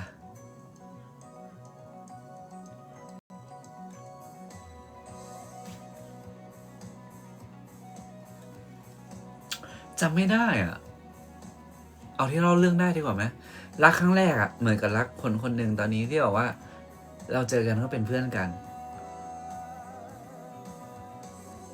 เอาเป็นป๊อปปี้เลิฟแล้วกันเนาะป๊อปปี้เลิฟที่แบบว่ารู้สึกว่ามันคือความรักอะไรเงี้ยเนาะก็ ก็คือว่ามันอยู่ในไลฟ์ผมวันเนี้ยไม่มาเล่าได้แหละมันเป็นความเด็กมันเป็นความเป็นเด็กนั่นแหละตอนนั้นเหมือนจะป.3อะป.3ผมคุยผมจีบกับคนหนึ่งชื่อเอมมี่แล้วก็ชมพู่ป.4เขาเรียกว่าเป็นป๊อปปี้เลิฟที่ว่าคนแรกคือชื่อแอปเปิลเหมือนจะป.5ป.5แล้วกันป.5เอาป.5ก็เหมือนกับผมพูดชื่อไปได้แล้วกันเพราะว่าตอนนี้ก็บอกว่าเพราะว่ามันเป็นเรื่องที่บอกว่ามันเป็นเรื่องอดีตเนาะแล้วก็ตอนนี้เวลาเจอกันก็เป็นเรื่องตลกขบขันอะไรกันไปชื่อสายป่านอะไรเงี้ยป.5อะไรก็แบบเป็นฟิลที่ว่าเราก็แบบพูดคุยกันเนาะตอนนั้นอะเรายังไม่มีโทรศัพท์มือถือป.5ของผมตอนนั้นยังไม่มีโทรศัพท์มือถือก็คือว่าต้องโทรเบอร์บ้านไม่ใช่คนไว้โทรเบอร์บ้านแล้วว่าโทรคุยอะไรอย่างเงี้ยแล้วคือรู้ปะบ้านผมตรงนี้ใช่ไหมถัดไปอีกผมตาปู่หลานน้องสี่ถัดไป5 หลังก็คือบ้านของสายป่านถัดไป5 หลังคือบ้านของสายป่านมันคือเพื่อนบ้านกันเว้ยคือเพื่อนบ้านกันก็เลยบอกว่าคุยอยู่โรงเรียนก็แบบเตาะแตะอะไรกันแล้วมีวันหนึ่งผมจำได้เลยความเป็นเด็กเข้าใจความเป็นเด็กปะซื้อแบบแหวนรูปเงินอันไม่ถึง100 บาทแหวนรูปเงินแล้วบอกว่ามันเป็นแหวนที่แบบว่าแหวนไม่ถึง100กูวิ่งไปให้กำลังจะวิ่งไปให้บ้านเขาแม่เขาออกมาแม่เขาชื่อแม่นายจำได้ตอนนี้ก็เจอทุกวันเวลากลับน่านก็ทักทายลูกกันชื่อแม่นายผมจะเรียกเขาว่าแม่นายตลอดวิ่งไปปุ๊บเหมือนกับว่าผมกับป่านก็แบบนัดกันแล้วว่าเดี๋ยวเจอกันเวลานี้ตรงข้างบ้านตรงนี้นะอะไรอย่างเงี้ยกำลังจะยื่นให้แม่นายออกมาเฮ้ยอะไรฉันจำได้แล้วฉันแบบเลิกลักหมดทุกอย่างแบบเอาครับแม่ตอนนั้นจำเหตุการณ์ไม่ได้ว่าทำอะไรฉันจำไม่ได้จริงๆแต่ฉันรู้ว่าฉันกำลังจะแบบเอาแหวนให้กับสายป่านนะว่าแม่นายเดินมาเห็นอะไรเงี้ยเพราะตอนนั้นบ้านสายป่านเขาขายแบบเขาเรียกว่าของชำมีขายขนมขายของชำร้านใหญ่ๆเลยใช่เฮ้ยอะไร นั่นแหละไอ้เหี้ยตายเลยทีนี้สายเปย์อะไรโอ้โหไอ้แหวนนั่นแหวนไม่เท่าไหร่เองนี่แหละป๊อปปี้เลิฟมีแค่นั้นเลยมีแค่นั้นจริงๆแต่ แต่ณปัจจุบันเนี้ยอย่างล่าสุดที่ทุกคนน่าจะรู้ว่าผมกลับไปน่านเนาะแล้วบอกว่าบ้านน้ำท่วมเนาะอะไรเงี้ยเราก็เดินไปท่าน้ำแล้วไปเจอแบบแม่นายบ้างเจอป่านอะไรเงี้ยก็บอกว่าเฮ้ยมึงโอเคป่ะบ้านมึงโอเคกลายเป็นว่าตอนนี้ก็แบบปกติอะไรเงี้ยตอนนั้นมันควรเป็นเด็กอ่ะมันควรเป็นเด็กจริงๆโอเคนะป๊อปปี้เลิฟจบแล้วนะให้ได้แบบได้ให้ครับได้ให้แหวนครับได้ให้แหวนซื้อทุกคนใครอยู่จังหวัดน่านบ้างใครรู้จักนาราไฮเปอร์มาร์ทไหมครบกี่วันอันนี้ไม่รู้เลยจำวันไม่ได้นาราไฮเปอร์มาร์ท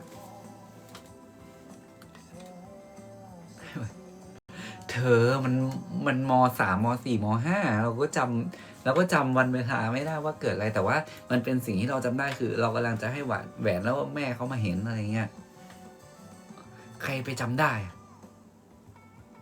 ไปกลับโรงเรียนได้ไหมแบบ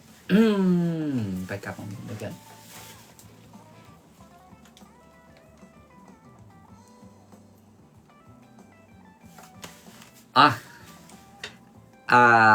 ตอน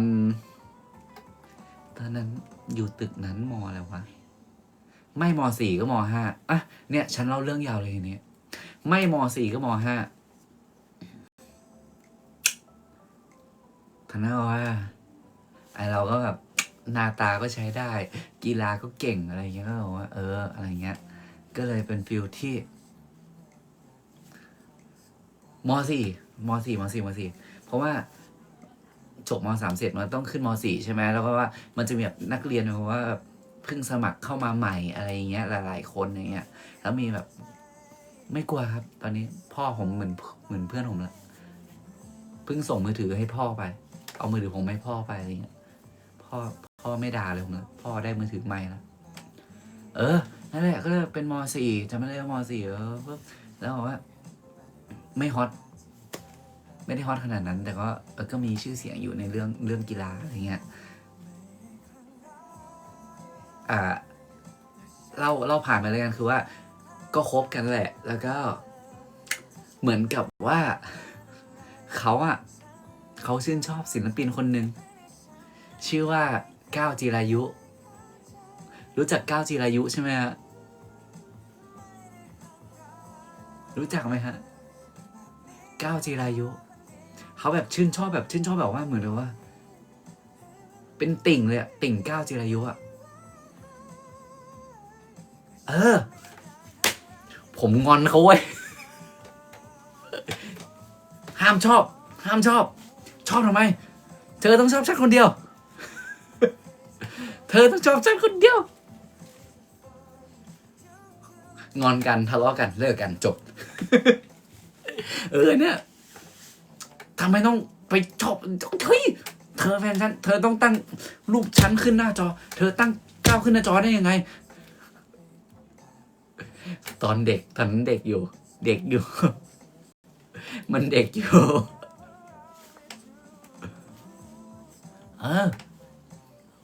มันเด็กอยู่ตอนไปโรงเรียนตอนนั้นยังแบบยังไม่ทะเลาะขนาดนั้นอ่ะก็ใส่แบบตอนนั้นแบบมันเรียกว่าไงขอโทษนะมันเรียกว่ามีสายแล้วสายเสื้อในปะโผล่มาอีกนึงอ่ะผมโกรธเขานะ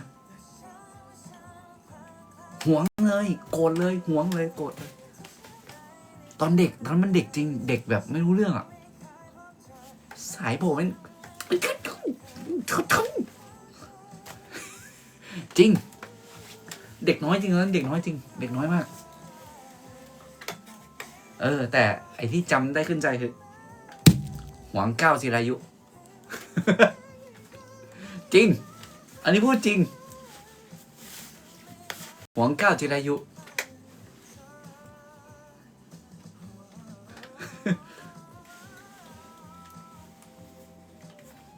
ทำไมเรารู้สึกแบบว่าเราแบบถูกแบบแย่งความรักโดยที่แบบว่าเราก็อยู่กับเขาตลอดเวลาแต่ทำไม ไอคนที่ไม่ค่อยได้อยู่ตลอดเวลาแบบโดนแบบโดนดึงความรักไปตรงนั้นอะไรเงี้ยหวงไงหวงชอบมันนั้นก็ไปขอเป็นแฟนเลยดิอะไรเงี้ย ตอนนั้นไม่เข้าใจเว้ยไม่เข้าใจเรื่องแบบว่าการติ่งหรือการดราม่าหรือว่าการแบบการชื่นชอบศิลปินสักคนน่ะไปเลยอยากทำอะไรทำเลย จริงถึงแรงไม่แรงครับไม่แรงจริงเลยตอนนั้นแบบ9 ริ้วคือแบบว่าซักซีดหรืออะไรสักอย่างที่บอกว่ากำลังดีๆกำลังดังๆอ่ะตอนนั้นเป็นตอนพอตัวเองเป็นดาราก็รู้สึกแบบกูทำอะไรไปวะ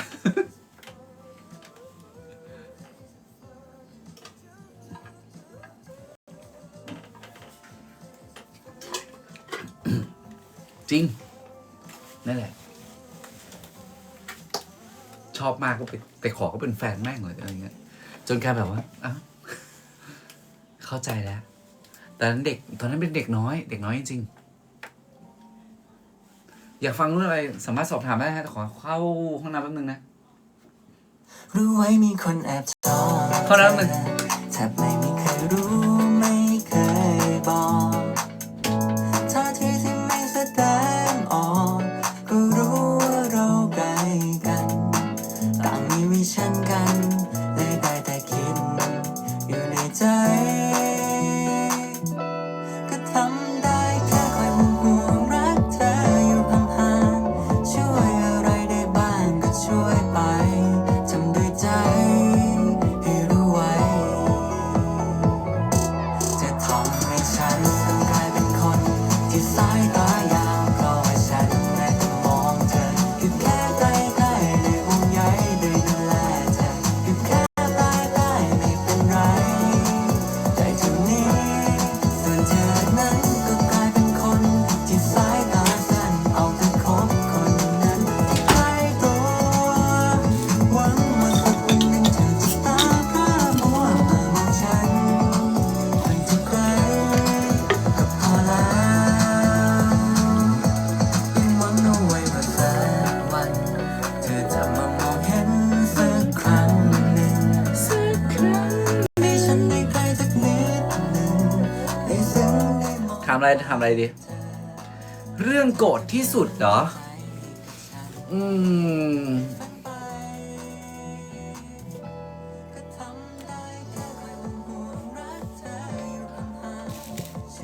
เห็นรอยนี่ไหมเห็นรอยได้ปะหลายคนอาจจะสงสัยว่ารอยนี้เกิดจากอะไรอันนี้แสงนาฬิกาไปนานเกินเรื่องตลกที่สุดเดี๋ยวจัดให้เห็นรอยนี่ปะเป็นรอยแผลเป็นอ่ะเนี่ยเห็นปะอันนี้เป็นรอยนาฬิกาไม่เกี่ยว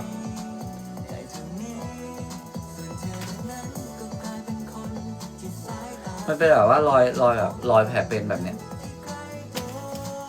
มันไม่เชิงโกรธที่สุดหรอกมันเชิงเป็นเรื่องที่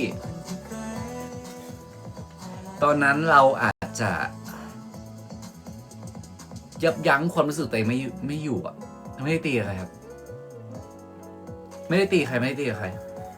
เราอาจจะยับยั้งเจ็บที่สุดด้วยแล้วก็เป็นรอยที่เรารู้สึกว่ามันไม่ควรจะเกิดขึ้นกับตัวเอง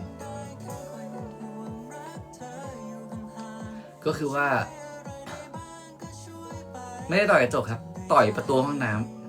ำต่อยประตูห้องน้ำแล้วกันจริงๆต่อยประตูห้องน้ำหลายคนอาจจะเห็นว่าประตูห้องน้ำจะเป็นประตูแบบพลาสติกใช่ป่ะพลาสติกมันจะมี2 ชั้นแบบนี้แต่ข้างในอ่ะไม่มีใครรู้ครับข้างในจะเป็นแบบว่าเหมือนแบบโครงสร้างของมันยึกยักข้างในของมันอยู่แล้วใช่ไหมเป็นพลาสติก2 ชั้นอาจจะดูเหมือนเบานะต่อยฮารุใช่ปึ้งเสร็จปั้งทะลุก็จริงนะแต่ว่าพอไอ้ที่มันยึกยักข้างในอ่ะมันบาดตรงนี้เข้าไปเว้ยมันบาดตัวนี้เข้าไปแล้วแบบเลือดแบบว่าเหมือนแบบว่ามันแบบว่ามันไหลที่ไม่มีวันหยุดอะไหลไปเรื่อย ไม่ได้เย็บครับมันด้วยความอารมณ์ณตอนนั้นแล้วแบบว่ามันเป็นสิ่งที่ไม่พอใจหรือว่าอะไรเงี้ยแต่ตอนนี้คือไม่ได้เป็นอะไรนั้นที่ต่อยไปเพราะว่าเหมือนกับว่ามันมีเรื่องที่ทำให้รู้สึกแบบอยากจะระบายโดยที่แบบไม่อยากมาแบบไม่อยากมาคว้างเข้าของภายในบ้านอะแต่สิ่งที่มันเจอคือประตูห้องน้ำก็เลยว่าซัดปั้งไม่คิดว่าจะมาเป็นแผลอะไรเงี้ยชั่ววูบเลยจริงๆแต่พอเกิดขึ้นเราปุ๊บคือแบบติ๋งติ๋งติ๋งติ๋งแบบไหลตลอดเวลาไม่รู้ว่าใครเคยสังเกตไหมว่าข้อมือซ้ายผมอะมันเป็นแบบมันเป็นแผลแบบแผลเป็นจริงๆนั่นแหละคือสิ่งที่รู้สึกแบบว่าร้องไห้ไหมไม่ร้องไห้ครับไม่ร้องไม่เย็บครับทำไมนั่นแหละตอนนั้นก็คิดกับตัวเองว่าทำไปทำไมวะมันอาจจะเป็นความที่เราไม่สามารถควบคุมตัวเองได้นะตอนนั้นแต่ตอนนี้คือเราไม่ทำร้ายตัวเองเราแบบไม่ว่าจะมีข้อความไหนๆที่แบบจะโจมตีเรารู้สึกว่าเราเติบโตขึ้นเยอะแล้วไม่ทำแล้วครับไม่ทำแล้วเด็กไงตอนนั้นใช่ตอนนี้แบบรู้สึกว่าตัวเองแบบเก่งขึ้นมากๆแล้วแหละแล้วก็เข้าใจในโลกมากขึ้นแล้วว่าไม่มีใครที่ทำให้เราพอใจได้ 100% อยู่แล้วแต่ว่าใครที่แบบไม่ว่าจะกี่ชนครับพี่ท็อปสบายดีนะไม่ว่าแบบใครที่แบบว่าอาจจะเป็นแค่ 1% หรือว่า 2% หรือว่า 10% ที่แบบมาทำให้รู้สึกแบบอะไรวะก็ทำไปสิโอเคถ้า you enjoy I enjoy too ก็เลยว่าก็เลยรู้สึกว่าคนรักเราก็มีคนไม่ชอบเราก็มีเลยปล่อยผ่านไปแต่ว่าไม่เมื่อกี้มีคนถามว่า มีเรื่องอะไรที่เราแบบไม่โอเคหรือว่ามีเรื่องอะไรก็จำฝังใจขาดสติอะไรเงี้ยก็เลยว่ายกเคสตัวนี้เป็นตัวอย่างก็คือว่ามันเป็นรอยแผลเป็นที่บอกว่าเราผ่านเรื่องนั้นไปได้แล้วแต่ว่ามันมีรอยที่มันไม่หายไปก็เลยบอกว่านี่แหละรอยนี้แหละก็คือรอยที่ต่อยไปตรงน้ำก็กลายเป็นเรื่องเมาท์มอยกันแล้วกัน ชนแก้วครับรอยเตือนใจใช่ไหมขนาดฉีดให้รอยมันหายนะแต่ว่ารอยมันก็ไม่หายเพราะว่าลึกวันนั้นจำได้ว่าลึกมากลึกเหมือนกันอะไรเงี้ยใช่มันเตือนเราได้ว่าใจเย็นมากขึ้นโอ้วีรกรรมผมเยอะครับตั้งแต่ยิงรังผึ้งเขียนกระเป๋าเพื่อนทั้งที่ตัวเองไม่ได้เขียนสุดท้ายต่อยแล้วต่อยตัวห้องน้ำอ๋อที่พ่อแม่ไม่รู้เขาเลยปะต่อยเสร็จอะคืออะไรวะผมอะตื่นเช้ามาอีกวันหนึ่งแล้วไปถามเพื่อนบ้านว่าพี่มันแก้ไงได้บ้างวะมันหาอะไรมาโปะได้บ้างสุดท้ายคือซื้อประตูใหม่ซื้อประตูห้องน้ำใหม่อันนี้พูดจริงซื้อใหม่จริงๆซื้อใหม่แล้วก็แบบติดตั้งเองหมดเลยเพราะว่าอย่างที่บอกประตูห้องน้ำมันเป็นแบบว่าพลาสติก2 ชั้น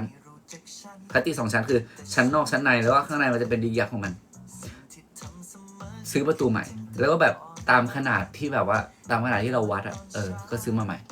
ไม่มีใครเห็นไม่มีใครรู้จริงอันนี้พูดจริงเคยเกิดอุบัติเหตุเล่าได้ใช่ปะอุบัติเหตุที่หนักที่สุดของผมผมเล่าได้ใช่ไหมแต่ว่ามันไม่ได้แย่มากนะมันเป็นอุบัติเหตุที่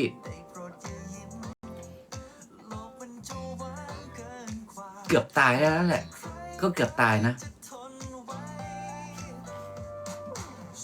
ไม่มันไม่ได้หนักครับมันเป็นอุบัติเหตุที่ตอนนั้นนั่นคือเมื่อประมาณ7-8 ปีที่แล้วอะไรแล้วกันแล้วก็เป็นช่วงที่บอกว่าคึกขนองกันเนาะ7 ปีแบบ20 กว่าเนาะ20 ต้นเล่าดีกว่าอยากให้ทุกคนรู้เนาะแล้วก็จะได้แบบเป็นอุทาหรณ์ให้ทุกคนด้วยตอนนั้นแบบว่าผมก็ โสดไม่ได้อะไรไม่ได้ลบหลู่อะไรเลยครับ ก็โสดหรือว่าอะไรเงี้ยแล้วก็เป็นวัยคึกขนองอะไรเงี้ยไอเราก็เตะบอลเสร็จก็ไปแบบนั่งดิ้งนั่งดื่มบ้านคอนโดเพื่อนใกล้ๆแถวนั้นดื่มเสร็จแต่ว่าวันนั้นเพื่อนมันเอาพวก LGBTQ มาด้วยเราไม่ได้ว่าอะไรเขานะ LGBTQ มาด้วยมาแบบมา enjoy มาปาร์ตี้อะไรกันอย่างเงี้ยเราก็ดื่มกันปกติผมขอตัวเข้าห้องน้ำปวดฉี่หรือปวดอะไรสักอย่างอันนี้ผมจำรายละเอียดไม่ได้ปึ้งเดินออกมาปึ้งก็กินแก้วเดิมแต่ว่ากินแก้วเดิมแต่ผมไม่เหมือนเดิมเลยแก้วเดิมเสร็จปึ้งเหมือนว่าทุกอย่างคือแบบว่าเปลี่ยนไปหมดทุกอย่างณตอนนั้นผมไม่รู้เลยว่าเกิดอะไรขึ้นกับผมแต่ผมรู้อย่างเดียวคือเหมือนผมขับรถกลับบ้านตอนนั้นผมยังไม่ได้ซื้อบ้านหลังนี้ด้วยซ้ำผมนอนกับพี่คนหนึ่งที่สนิทกันชื่อพี่พรเขาเป็น LGBTQ เหมือนกันแต่ว่าโคตรสนิทกันเหมือนเป็นพี่ชายผมเลยผมขึ้นทางด่วนไม่รู้ว่าทุกคนรู้จักว่าไอ้ทางด่วนตรงไอ้เหี้ยพูดไงวะตรงแยกอโศกทางด่วนแยกอโศกที่มันจะขึ้นไปข้างบนมันเรียกว่าทางด่วนหรือว่าแยกอโศก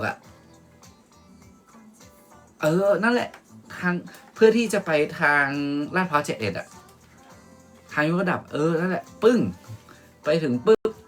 เราก็ขับไปปกติเรียกว่าเราจะกลับบ้านไม่ใช่ดินแดงไม่ใช่ศรีนครินทร์มารู้สึกตัวอีกทีนึงคือตอนที่ว่าเราแบบปึ้งแท็กซี่กำลังจ่ายเงินโทเวจ่ายเงินทางด่วนจ่ายเงินเรียบด่วนผมชนหลังแท็กซี่ปึ้งจริงอันนี้คือความจริง1,000,000%ชนหลังแท็กซี่ปึ้งติ๊กตอกใช่ไหมชนหลังแท็กซี่ปึ้งเสร็จปุ๊บผมได้สติแล้วผมรีบเบรกเราเนี่ยใช่ไหมนั่นแหละตอนนั้นไม่รู้ว่าคาดเร็วหรือเปล่าตอนนั้นไม่รู้ขับเร็วไหมอันนี้ไม่ชัวร์ครับไม่รู้เหตุการณ์อะไรทั้งสิ้นรู้แค่ว่าชนหลังสิ้นหลังแท็กซี่ที่เรากำลังจะจ่ายเงินปึ้งเสร็จปึ้งคือแบบว่าไอ้เหี้ยดีที่ทุกคนลองมาคิดอีกทีนึงคือว่าถ้าผมไปชนแบรีเออร์หรือว่าชนแบบแท่นปูนที่เขาก่อตั้งไว้ระหว่างทางจ่ายเงินผมไม่อยู่ตรงนี้นะปึ้งเสร็จปึ้งก็แบบว่าโอเคก็ใช่อันนั้นคือเหตุที่หนักที่สุดแม่ผมก็รู้เพราะว่าแม่ผมเห็นแบบหน้ามันยับไงโอ้ไปชนเสาไฟฟ้าผมบอกแม่อย่างงี้ชนปึ้งเสร็จปึ้งก็แบบไปจอดข้างทางกันผมมาแท็กซี่จอดข้างทางตอนนั้นเหมือนกับว่าผมรู้ว่ายางรถฝั่งซ้ายหรือฝั่งผมนั่นแหละมันแตกแล้วผมแบบว่าตอนนั้นคืออย่างที่บอกว่าผมไม่รู้ผมโดนยาหรือโดนอะไรเงี้ยผมเบลอไปหมดเลยพี่ผมเบลอทุกคนเลยผมเบลอไปหมดเลยว่าเกิดอะไรขึ้นอะไรเงี้ยตอนนั้นผมไม่เป็นไรเลยแต่ว่าผมเบลอแบบเบลอไปทุกอย่างว่าเกิดอะไรขึ้นวะอะไรเงี้ยโดนหยอดชัวร์ใช่สุดท้ายโดนหยอดแต่ว่าเดี๋ยวผมจะเล่าเฉลยให้แต่ว่า ตอนนั้นเบลอแบบยางพังจนแบบต้องเรียกประกันเพราะว่ารถผมประกันชั้น 1เขาแบบแท็กซี่ไม่มีประกันอยู่แล้วอะไรเงี้ยก็ได้ประกันมาคุยปุ๊บอันนี้พูดด้วยความจริงคือประกันบอกว่าเขาไม่มีประกันนะพี่แต่ว่าพี่เป็นฟังผิดนะพี่ยังไงตอนนี้พี่เมาใช่ไหมพี่ให้ผมตอนนี้คือมีทางแก้แนวคือพี่จะเป่าหรือว่าพี่จะเคลียร์ให้จบผมเลือกที่จะเคลียร์ให้จบเพราะผมรู้สึกว่าตอนนั้นผมไม่ปกติผมเรียกเคลียร์ให้จบแต่ถ้าผมเสียแม่ผมจำตัวเลขไม่ได้เพราะผมก็ดื่มมาด้วยแต่ว่าสิ่งที่นอกเหนือจากดื่มคือผมไม่รู้ผมโดนอะไรมาถ้าแบบจะให้ประกันแบบว่ามาเรียกตำรวจมาเคลียร์ผมโดน 100%ก็เลยโดนปุ๊บไม่หมื่นครับไม่หมื่นผมจำได้ว่าไม่4ก็5,000แล้วผมคุยกับประกันว่าพี่พรุ่งนี้เรียกมาคุยกันใหม่ หมายถึงว่าผมกับประกันเรียกมาคุยกันใหม่แล้วก็แบบว่ามาสร้างเหตุการณ์กันเอาเองว่า ผมไปทำอะไรดีที่ประกันช่วยใช่เพราะว่าประกันอ่ะเขาได้ส่วนต่างประกันให้แท็กซี่ประกันหักจากแท็กซี่อีกทีหนึ่งผมรู้เลยว่าประกันหักจากแท็กซี่เพราะว่าเขาบอกว่า ผมช่วยพี่ไหมอะไรเงี้ยชั้น 1ครับใช่ผมจำได้วันนั้นผมเจอแน่นอน ถ้าใครรู้สึกว่าผมตอแหลเลยเงี้ยเอารถผมไปตรวจประวัติได้เลย มีแน่นอน บนทางด่วนเลยจำได้เลย ได้ไปตรวจไหมไม่ได้ไปตรวจครับว่าผมโดนอะไรแต่ว่า ผมอะหลังจากวันนั้นเนาะหลังจากวันนั้นแบบหน้ารถผมอะแบบแบะนะแบบแบะแต่ว่ายังขับรถได้อยู่แบบตามสภาพของมันอะผมก็ไปเข้าอู่เรียบร้อยอะอีกวันหนึ่งหลังจากที่โดนเรื่องตรงนั้นอะผมต้องเข้าโรงพยาบาลพี่พรเป็นคนพาผมไปส่งแต่ว่าตอนนี้พี่พรหลายคนอาจจะพี่พรคือใครขึ้นสวรรค์ไปแล้ว พี่พรขึ้นสวรรค์ไปเมื่อประมาณ3 ปีที่แล้วพี่พรขึ้นสวรรค์ไปแล้วตอนนั้นคือแบบผมแบบอาการคือแบบว่านอนแล้วตื่นเช้ามาคือแบบว่า ผมจะอ้วกกินอะไรไม่ลงเหมือนแบบว่า เหมือนแบบคนโดนยาจริงๆเหมือนแบบโดนหยอดยาเลยอะไรเงี้ยก็สุดท้ายคือ พอแบบผมแบบอาการเริ่มแบบคงที่หรือว่าดีขึ้นอ่ะผมโทรถามน้องคนนั้นเลยว่าคืนนั้นเกิดอะไรขึ้นรู้ไหมว่าพี่ไปรถชนแล้วพี่เกิดอะไรแบบนั้นอะไรเงี้ยเขาบอกขอโทษมาทันทีเลยใช่เขาบอกขอโทษมาทันทีอะไรเงี้ยแบบว่าขอโทษหนูก็ไม่ได้แบบไปป้องกันอะไรพี่กันนะเห็นเขาว่าเป็นสนุกสนานอะไรเงี้ยก็เลยรู้ว่าใช่กูโดนยาเลิกคบไหมตอนนี้เลิกคบครับตอนนี้ไม่ได้คุยกันแล้วแรงพี่วันนั้นแรงจริงจนตอนนี้ผมรู้สึกว่าผมจะไปเข้าห้องน้ำหรือว่าผมจะไปกินอะไรกับใครตอนออกมาปุ๊บผมเติมใหม่อย่ามายุ่งอะไรกับผมเติมใหม่อะไรเงี้ยนั่นแหละอันนั้นคือสิ่งที่น่ากลัวที่สุดแล้วเป็นสิ่งที่ผมจะเรียกว่าจะตุยได้มากที่สุดในชีวิตอันตรายจริงไม่เป็นไรครับอ่ะนี่ดูว่าอย่างนี้ใครถามหลายๆคนถามว่าชอบไปร้านไหนชอบไปที่ไหนผมบอกทุกคนว่าผมชอบกินอยู่บ้านครับเมาก็ยังแบบเมาอยู่ที่บ้านหมดสติก็ยังหมดสติอยู่ที่บ้านอะไรเงี้ยไม่มีใครมาทำร้ายอะไรยังดีกว่าเกือบไม่ได้เจอกันจริงเฮ้ยประสบการณ์มันเยอะมากถ้านอกจากเรื่องที่แบบไปชนบนทางด่วนอะไม่มีว่ะแป๊บนึงนะ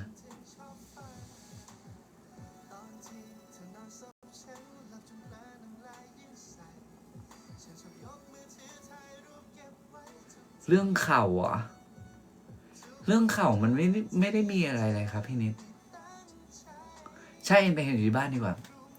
เรื่องเข่ามันเกิดจากการที่ว่าเมื่อประมาณ 2-3 ปีที่แล้วผม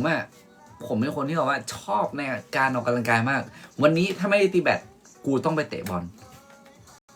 ผมจะไปเตะที่ซ็อกเกอร์เอ็นเชนลาดพร้าว83ไม่ก็87นั่นแหละแล้วก็ไปเตะสนามพี่แท่งอีกสนามนึงก็ซ็อกเกอร์ไอตรงลาดพร้าว71หรือว่าเรียบด่วนก็จะไปฟิลแบบว่าไม่ได้ตีแบดก็ต้องเตะบอลไม่ตีแบดก็ต้องเตะบอลอะไรเงี้ยทำตลอดอาทิตย์หนึ่ง7 วันอ่ะผมต้องออกกำลังกายมากกว่า6 วัน6 วันนี่คือสแตนดาร์ด7 วันนี่คือปกติอะไรเงี้ยทำเรื่อยๆแต่พอมีวันหนึ่งผมเตะบอลหนักเรื่อยๆเตะบอลหนักเรื่อยๆจนรู้สึกว่าวันหนึ่งที่ผมไปแข่งบอลที่สนามพี่แท่งสนามแมงปอล้อขึ้นตรงเมงจ่ายแล้วมีจังหวะที่ผมโดนเตะเหมือนว่ามันโดนสกัดนั่นแหละแล้วก็แบบว่าเหมือนว่าสกัดเสร็จแล้วผมก็พลิกกิ้งอะไรไปอย่างเงี้ยอีกวันหนึ่งผมเริ่มมีอาการแล้วรู้สึกแบบเฮ้ยทำไมเจ็บจังวะเดินแล้วเจ็บจังวะก็เลยเลือกที่จะไป MRI ก็คือตอนแรกสแกนเขาบอกว่าไม่สามารถดูแน่ชัดได้แต่ตอนนี้ไม่มีปัญหาอะไรแนะนำให้ไป MRI ก็เลยไป MRI จนรู้ว่าเอ็นไขว้หน้าของเราอ่ะมันฉีก ใช่เอ็นค่อยเน่าของเรามันฉีกอะไรเงี้ยแล้วก็ได้เป็นแบบไฟล์แบบไฟล์เป็นซีดีมาเป็นไฟล์แบบเป็นไฟล์สเก็ตมาอะไรเงี้ยตอนแรกโอเคผ่าตัดก็ผ่าตัดอะไรเงี้ยแต่พอจะใกล้ถึงผ่าตัดปุ๊บ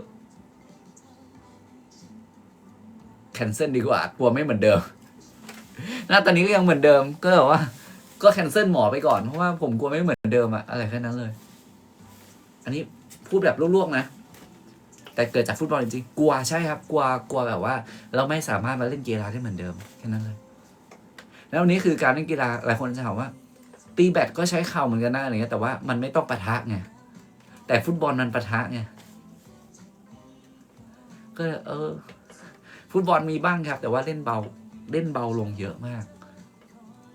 เรื่องไหนรู้สึกเขินที่สุดไม่เหมือนเดิมจริงใช่พี่ปามี่ผมอ่านอยู่นะพี่ปามี่รักษาเขาแข้งชนแข้งใช่ใส่แล้วครับผมใส่ช่วงหนึ่งผมใส่เพราะว่าตอนที่แบบว่า ตอนที่เขาจะให้ผมไปผ่าตัดผมเลยใส่เวลาไปตีแบดแต่ตอนนี้คือ เริ่มเหมือนกับว่าเราเริ่มแบบเซฟเข่าได้มากพอสมควรจนไม่ต้องใส่แล้ว แต่ว่าถ้าไปแบบไปเล่นแบบกีฬาที่ปะทะกันอย่างเงี้ยผมไม่กล้าเลย ไม่ปวดครับพาเอ็นข้อมือมันก็เจ็บใช่ไหมเรื่องไหนเขินสุดเหรอ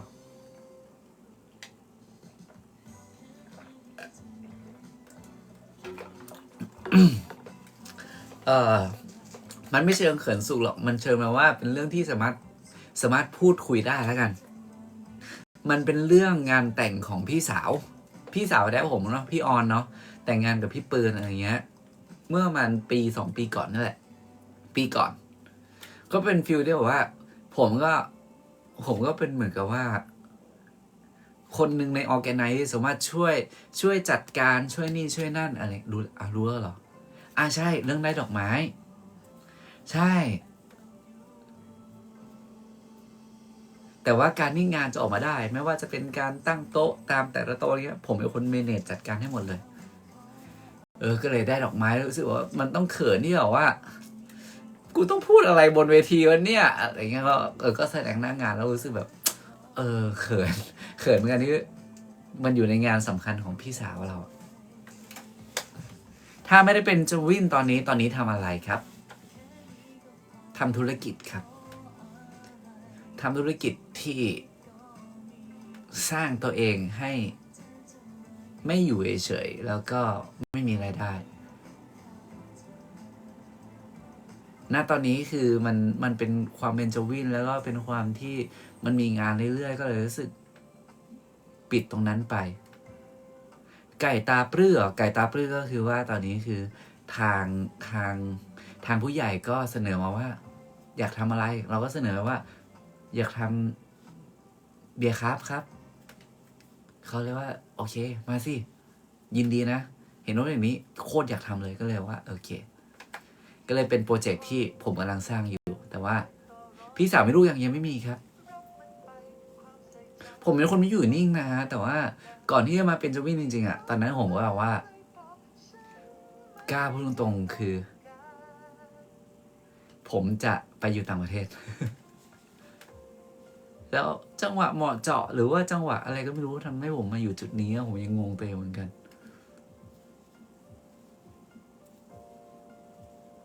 อยากทำธุรกิจอะไรผมทำหลายอย่างมากเลยครับตอนนี้ที่ผ่านมาผมทำไม่รู้ว่าทุกคนรู้จักไหมแต่ว่าถ้าเซิร์ชนะเจอ KKY อาหารเสริมสำหรับผู้ชายนะฮะที่กินเพื่อกระตุ้นสมรรถภาพทางเพศ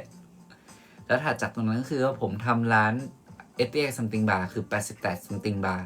เปิดร้านแถวเรียบด่วนนะฮะหรือว่าร้าน20 something bar ก่อนหน้านี้แล้วก็หลังจากนั้นก็ทำเป็น space bar เป็นร้านเหล้าเหมือนกันแต่ว่าไม่ประสบความสำเร็จเพราะว่าเจอโควิด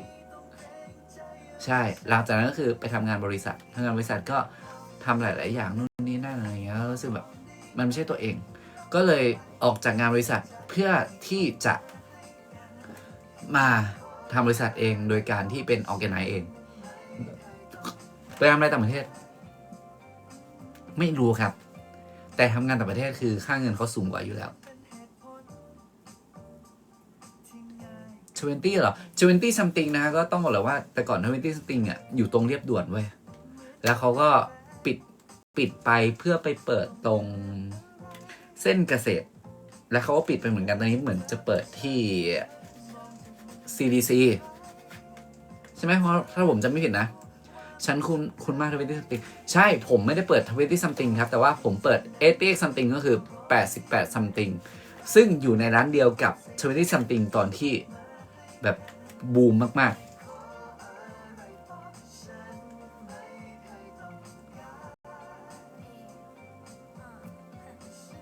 ขายแกงอยู่ครับ แต่ไม่ค่อยได้ตอบ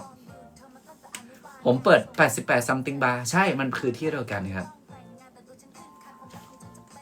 ใช่ แล้วก็คนที่คอยแบบฮะเคยไปจริงเหรอ88 something bar เนี่ยนะ ไม่เปิดแล้วครับ เหนื่อยแล้วพี่นิด20เคยไปตอนเรียนจริงเหรอ88 something bar เคยไปไหมฮะพระยิ่งทอยรู้จักครับแถวเส้นเกษตร เสื้อเดี๋ยวทำครับ โอ้ไม่อยากพูดจำนวนเงินที่เสียไปเลยเสียภายในแบบ ผมจำได้ว่าเปิดตุลา3 เดือน เพราะว่าโควิด 19มาตอนพฤศจิกาธันวาผมจำไม่ผิด เพราะว่าผมเปิดตุลาแล้วเอาวงซิลเข้ามาแล้วแบบร้านแบบบูมมากเอาวงซิลมาเป็นแบบวงแรกวงที่2เป็น Better Venture แล้วก็อะไรสักอย่างผมจำไม่ได้ไปทุกสิ้นเดือนจริงเหรอภายใน 3-4 เดือนผมหมดไปเกือบ2 ล้านนะทุกคนแค่คนเดียวนะหนักช่วงนั้นหนักแล้วเป็นช่วงที่บอกว่าหนักจริงๆจ่ายตำรวจอีกเนาะจ่ายทั้ง20191แล้วก็สายตรวจมันจ่ายหลายด้านแล้วคนทำบัญชีคือผมแต่เนี้ยมันยังมีในกุ๊กเขาเรียกว่า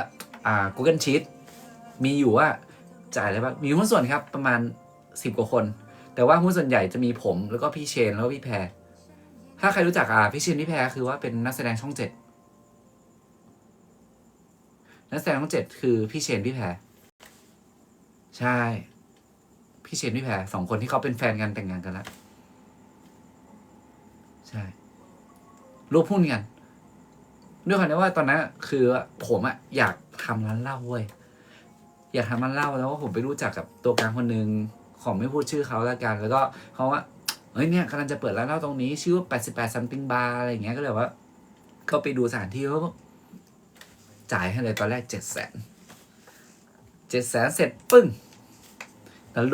ะดมเงินเพิ่มปึ้งปั้งกลายเป็นเกือบ2 ล้านแต่ว่าตอนที่เราทำรู้สึกว่ามันกำลังไปได้จริงๆนะแต่ธันวาเจอโควิด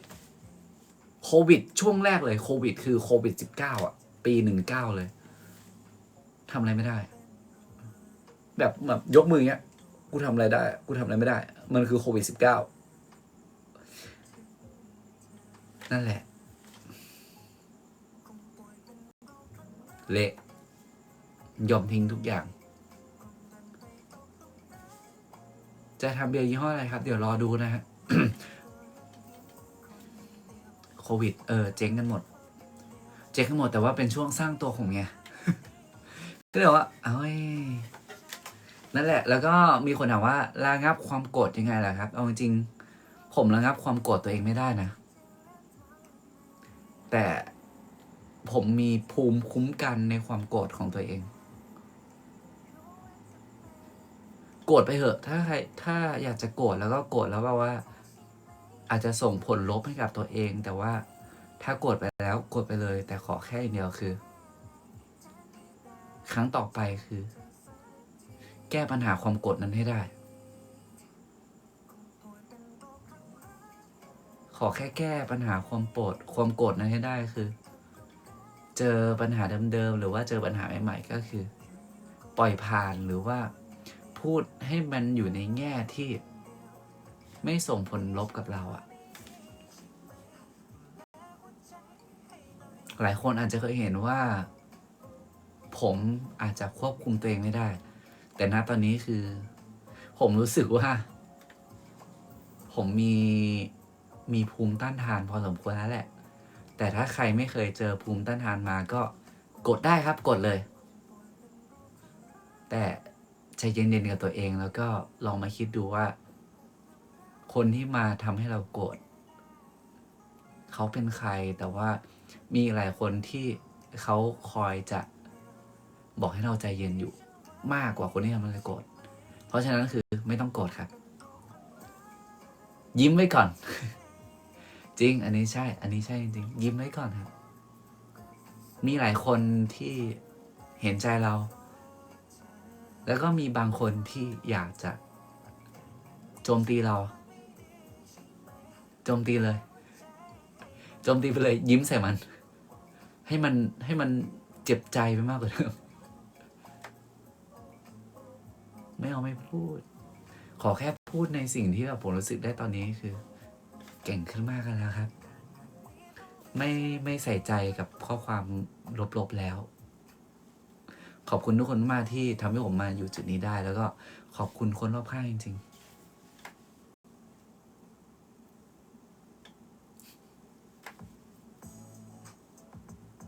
ใช่ไหมเอ้ยเธอแต่ว่าวันที่14อ่ะเวทีมันเล็กจริงนะตามที่ส่งไปให้ดูอ่ะ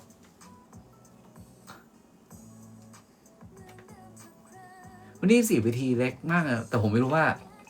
วันที่14อ่ะมันจะเป็นเวทีได้มากน้อยแค่ไหนผมไม่รู้ว่ายังไง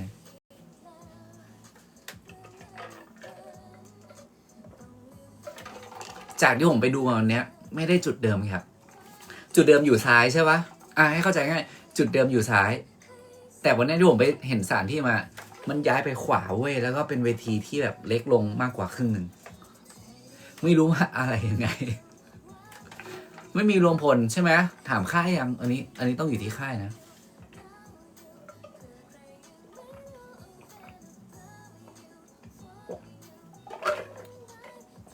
ใครจะนอนไปก็นอนไปก่อนได้เลยนะครับ เพราะว่าแบตผมเหลือ 5% แล้ว14มีพรีหมด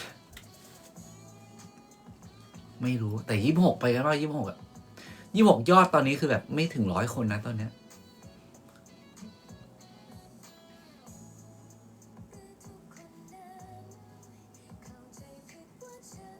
ผมไม่มีใครไป26จังไปหรอ26ไปกันนะ จอง VP จองเหรอ26ไม่ว่างไม่เป็นไรนะครับ ก็28 29ไงแอลลี่ไงใช่ไหม26ทีมไหนอะไรผมขอแบบ27ไม่มีนะครับมี28 29งานอะไรอ่ะฮะมีเหรอ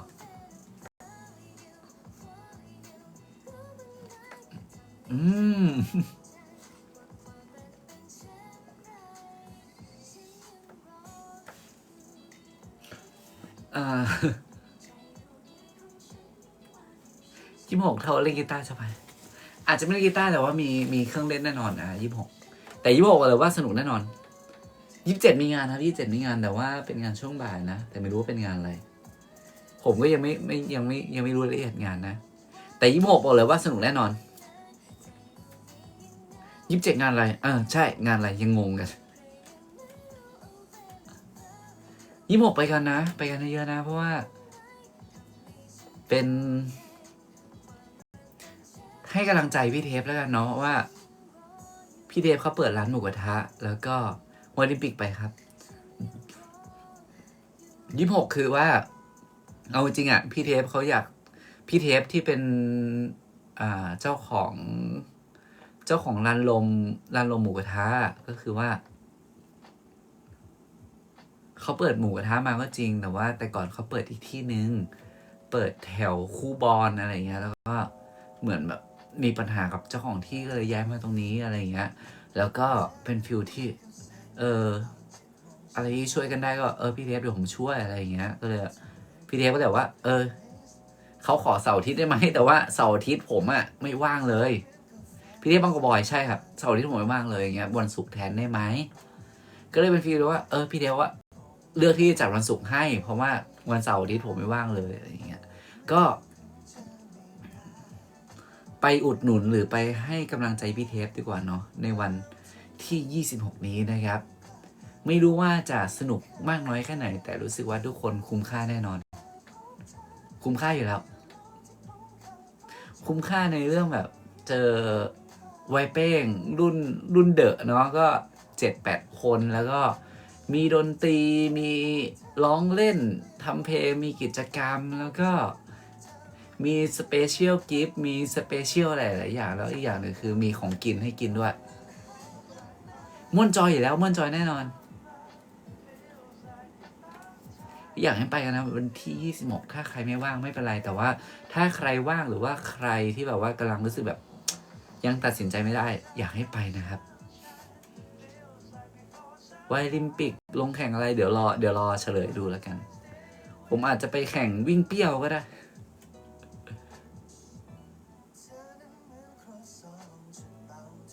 มอยครับไม่เมาครับสิ้นเดือนนี้ผมมาจริงหรอไปไหนอะแบตผมเหลือ 3% นะฮะถ้าตอนเนี้ยมือถือผมดับคือแบตผมหมดนะ26 can I drink beer yeah you can because we have แต่ว่าซื้อกันเองนะเบียร์ซื้อกันเองนะแต่ว่าก็จ่ายตามราคาเขานั่นแหละแต่อยากให้ไปเยอะอยากให้แบบว่าเอาจริงไหมอยากให้มากกว่า200คนจองเรื่อยๆครับแม่วันแต่อยากให้มากกว่า200คนเพราะว่าถ้าจองไม่ถึง100คนน่ะมันจะอยู่ในสโคปของร้านพี่เทปจริงๆแต่ถ้ามากกว่า100หรือว่ามากกว่า150-200คนอย่างเงี้ยมันจะไปในสโคปอีกสถานที่หนึ่งคือเดินจากร้านพี่เทปไปประมาณ19แล้วมันเป็นพื้นที่โปร่งแล้วก็มีเวทีมีเครื่องเสียงมีทุกอย่างที่พร้อมให้กับทุกคนแน่นอนแล้วก็นั่งสบายแน่นอนแพนทั้งหมดกี่คนนะครับไม่เกิน300ครับ excited for 20 ใส่ชุดเรียนไหมเธอไม่บอกครับไม่สามารถบอกได้วันนี้ปิกลงแข่งลงครับผมลงแข่งยกน้ำหนักไวลิมปิกอยู่นะแบตเหลือ 2% นะฮะดับไปคือดับเลยนะครับฝันดีล่วงหน้านะครับฝันดีล่วงหน้านะครับฝันดีทุกคนนะครับ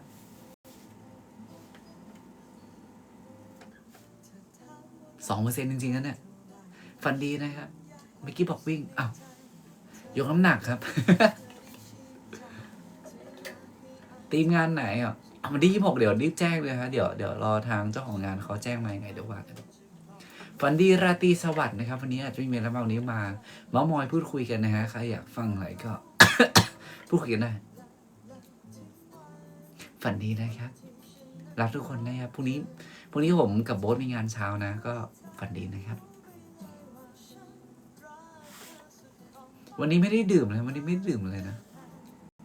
ที่พูดไม่รู้เรื่องเพราะว่าอาจจะทำงานเยอะนะครับวันนี้ไม่ได้ดื่มจริงๆไม่ได้ดื่มจริงๆนะ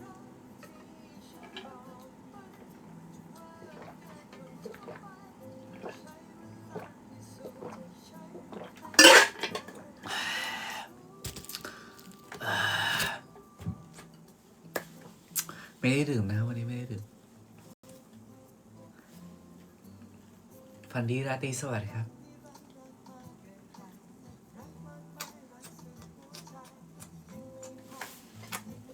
บ๊ายบายแบตเหลือ 1% จริงเนี่ยไปแล้ว